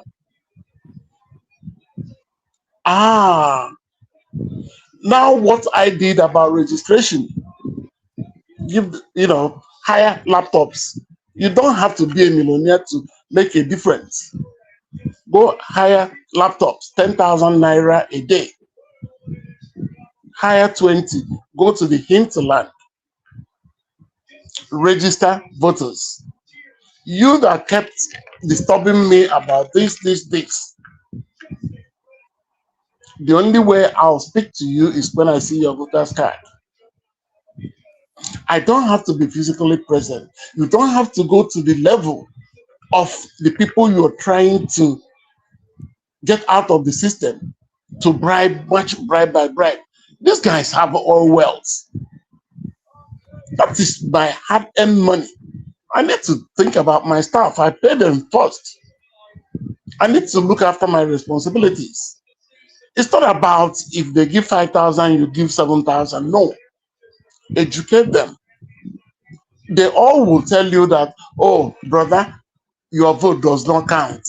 It does not matter whatever you vote. There's something I learned. They say, Toketo. Toketo means keep piling the votes. The results are written. Toketo. I started laughing. There's some honesty and some reasonableness in it. However, if you do not turn up in the first place, they won't even need to sabotage your votes. You need to turn up first. You need to have, and I make sure that before my gate man lets you in, you must hold your voter's card. Even those you are here trying to help, they'll go and borrow voter's cards to come in. They're interested in the breakfast. But if you spoke to 20 people, there's a possibility that 5 of them will understand you. I am going to send a text because I have a group. We're not meeting politically, to be honest. But every opportunity we have, we try to, because the pressures, the demands made on you in that US, you know what we're talking about. You can't be in exile forever. It is the only reasonable ones that come to beg you for money. Others are trying to how to yahoo you, set up armed robbery, or kidnap you. But if you have a good working system, these things are not necessary. You come, I have solar in my compound. Before you are allowed to charge your phone, you must show your voter's card. I don't care where you are going to vote, but you look at the qualities. You look at the qualities of the people. You just tell them, this is your entitlement, this is your entitlement, good education, good school, good health, security.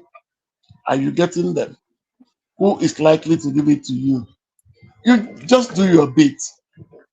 Precious, don't forget what I said. I'm going to send you a text in capital letters.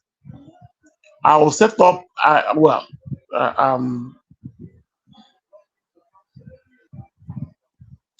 it's easier to do committee of friends than go fund you because there are legal limitations. I'm both a barrister and a solicitor, so I know the rules somehow. It is a lot easier if we have committee of friends, neighbor to neighbor. If I sell an idea you think is reasonable, go ahead and tell someone else. I don't know, but probably what I can do is to pay for your PA. You employ a PA because we don't expect you to do everything. A PA for 1 year, she'll be the one to do the admin, organize. I wouldn't want to organize anybody's money, but I'll be happy to know that I'll tell them I don't your want either. PA. I don't want either. I don't like to touch funds. I've said that several Please, times. I don't I'm like to be saying involved. you are going to employ a PA admin. Please, we can't be doing this without, because they will be running educational seminars. From that money, you call it whatever. It could be a crusade. It could be you chipping why it is being set up. Set up a PA. I say that I will be responsible for their salary for probably 6 months. Because after January, all these things are no longer necessary. Until 2031, who knows who will be around by then? It hurts me because I benefited from Nigeria's education. University of Nigeria in Nsukka, free of charge. And for a white man, the day I put in my resignation, they said they wouldn't allow me to go. That is what my country sponsored me. Somebody saw the potential. So you won't allow me go. You gave me double promotions. I want those things that I benefited from to be replicated once more. Somebody was showing me the pictures of the toilets in UNN, Nsukka. I could not believe it. Please, I know we don't want to be stained. I've told you the one I'm going to do. Straight away, get a PA. You can't be everywhere. Sorry, gentlemen, I don't want to monopolize the occasion. Thank you, sir. Thank you so much. I appreciate you. Let me quickly take some messages because I have a lot of messages. And CJOJ, thank you. You said the opposition must spearhead a huge mobilization structural effort of election monitors at multiple levels, and they must advertise it daily. And thank you so much, Subre. Thank you. I didn't get that name right, but I appreciate you. Thank you. Oh, Depansat. God bless you, sir. May your pocket never run dry. Thank you so much. Whatever you go drink, no go run past you. And then I have this message here by Lady G. She says, quite lengthy, but let's see how we can do justice to this. She says, Tinubu is a pharaoh of Nigeria that will not let Nigerians go to the promised land. And his wife is a Jezebel of Nigeria. No, I didn't read that. Tinubu is afraid of opposition, so the actions that they are displaying is not new to Peter Obi. That's why he said he can't stop him from contesting in 2027. Don't forget, a tree cannot make a forest. So Tinubu and the death woods in the forest, which is Wike's death PDP and other third parties. Nigeria has come a long way for one man to fry us like akara and turn us like akamu. You never even talk about roasted corn. We did give us empower us now. Now read about one of King David's sons, Absalom, famously rebelled against him. Here's what happened. Absalom became angry after the sister Tamar was assaulted by their half-brother Amnon. When David did not deal decisively with Amnon, Absalom took everything. Absalom took revenge by having Amnon killed. Absalom later returned to Jerusalem and gradually won the support of many in Israel. He declared himself king and led a rebellion against his father, forcing David to flee Jerusalem to avoid bloodshed. That is what will happen to Tinubu and APC. Hey, are you sure? And then he says, way forward is that the last speaker just said, empower youths to get their voters registered. Create forum to educate them by selling votes. That selling vote will then be like, okay, will ruin their life and their future. And then he said something again. Let's see. And then you said, we are here to support you to get the actions awareness to translate in all languages. What is it? Okay, he said 36 states and across local governments.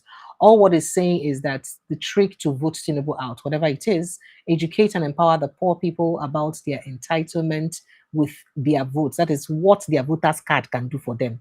Community of friends. Okay, she said committee of friends will work, set a WhatsApp and create admin. PA will do it.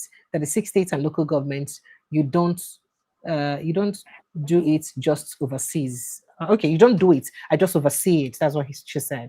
All right. I'd like to say a big thank you to everyone. Thank you. And I hope that these points will begin to put them into work. You see, most times when we come here, I always ask of solution.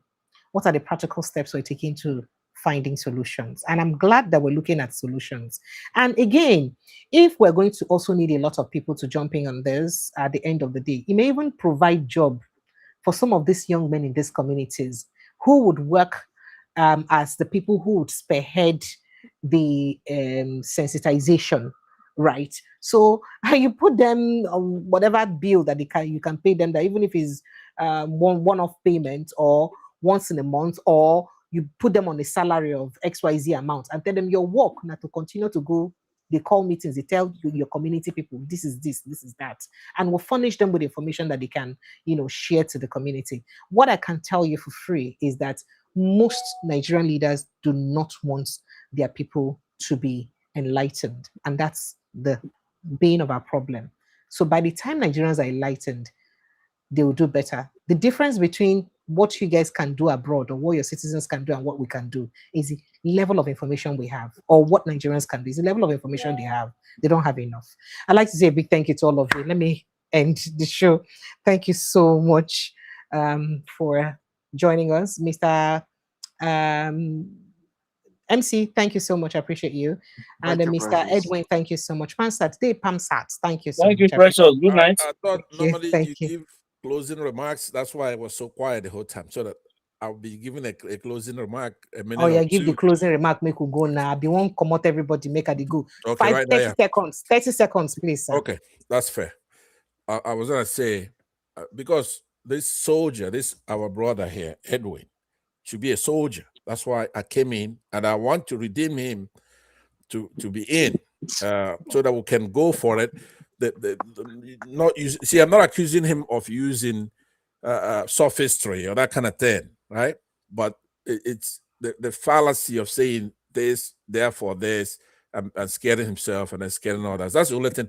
I want him back in with both feet, right? That's the only reason why I'm here, is to say to him, you understand that evil forces have taken over our country where elections shouldn't matter, and we're not going to let it happen. Thank you, sir. You based on that, I hope to see you again, and then I want to debate you again now in a more organized way, so that we could win. We're going to win. So stay in there. Thank you. Okay. Thank you. So, Mr. Edwin, good night. Good night and God bless you. No, Mr. Edwin, at the home. Bye. You want me to sack me for work? Bye. Come and be going. Bye, okay, no problem. Thank you, Precious. I know where you go rest. I know. Thank you. Really appreciate it. Thank you so much. I love you guys and I appreciate you. Remember to protect your mental health in all of this, please. As we talk about Nigeria, I know it can be very mentally exhausting and overwhelming. So please ensure to protect your mental health. And if you've not liked this show, now what for you? You want me to buy you wine, or you like and share now? Please kindly like. Did I tell you that Professor Chidi Odinkalo joins us today is Saturday, so he joins us this evening 6 p.m. on the show, and it promises to be a great conversation. So I do hope that you all can join in. I love you guys and I appreciate you. Good night and God bless you. Thank you. Please like and share, please, and subscribe to this platform. Bye.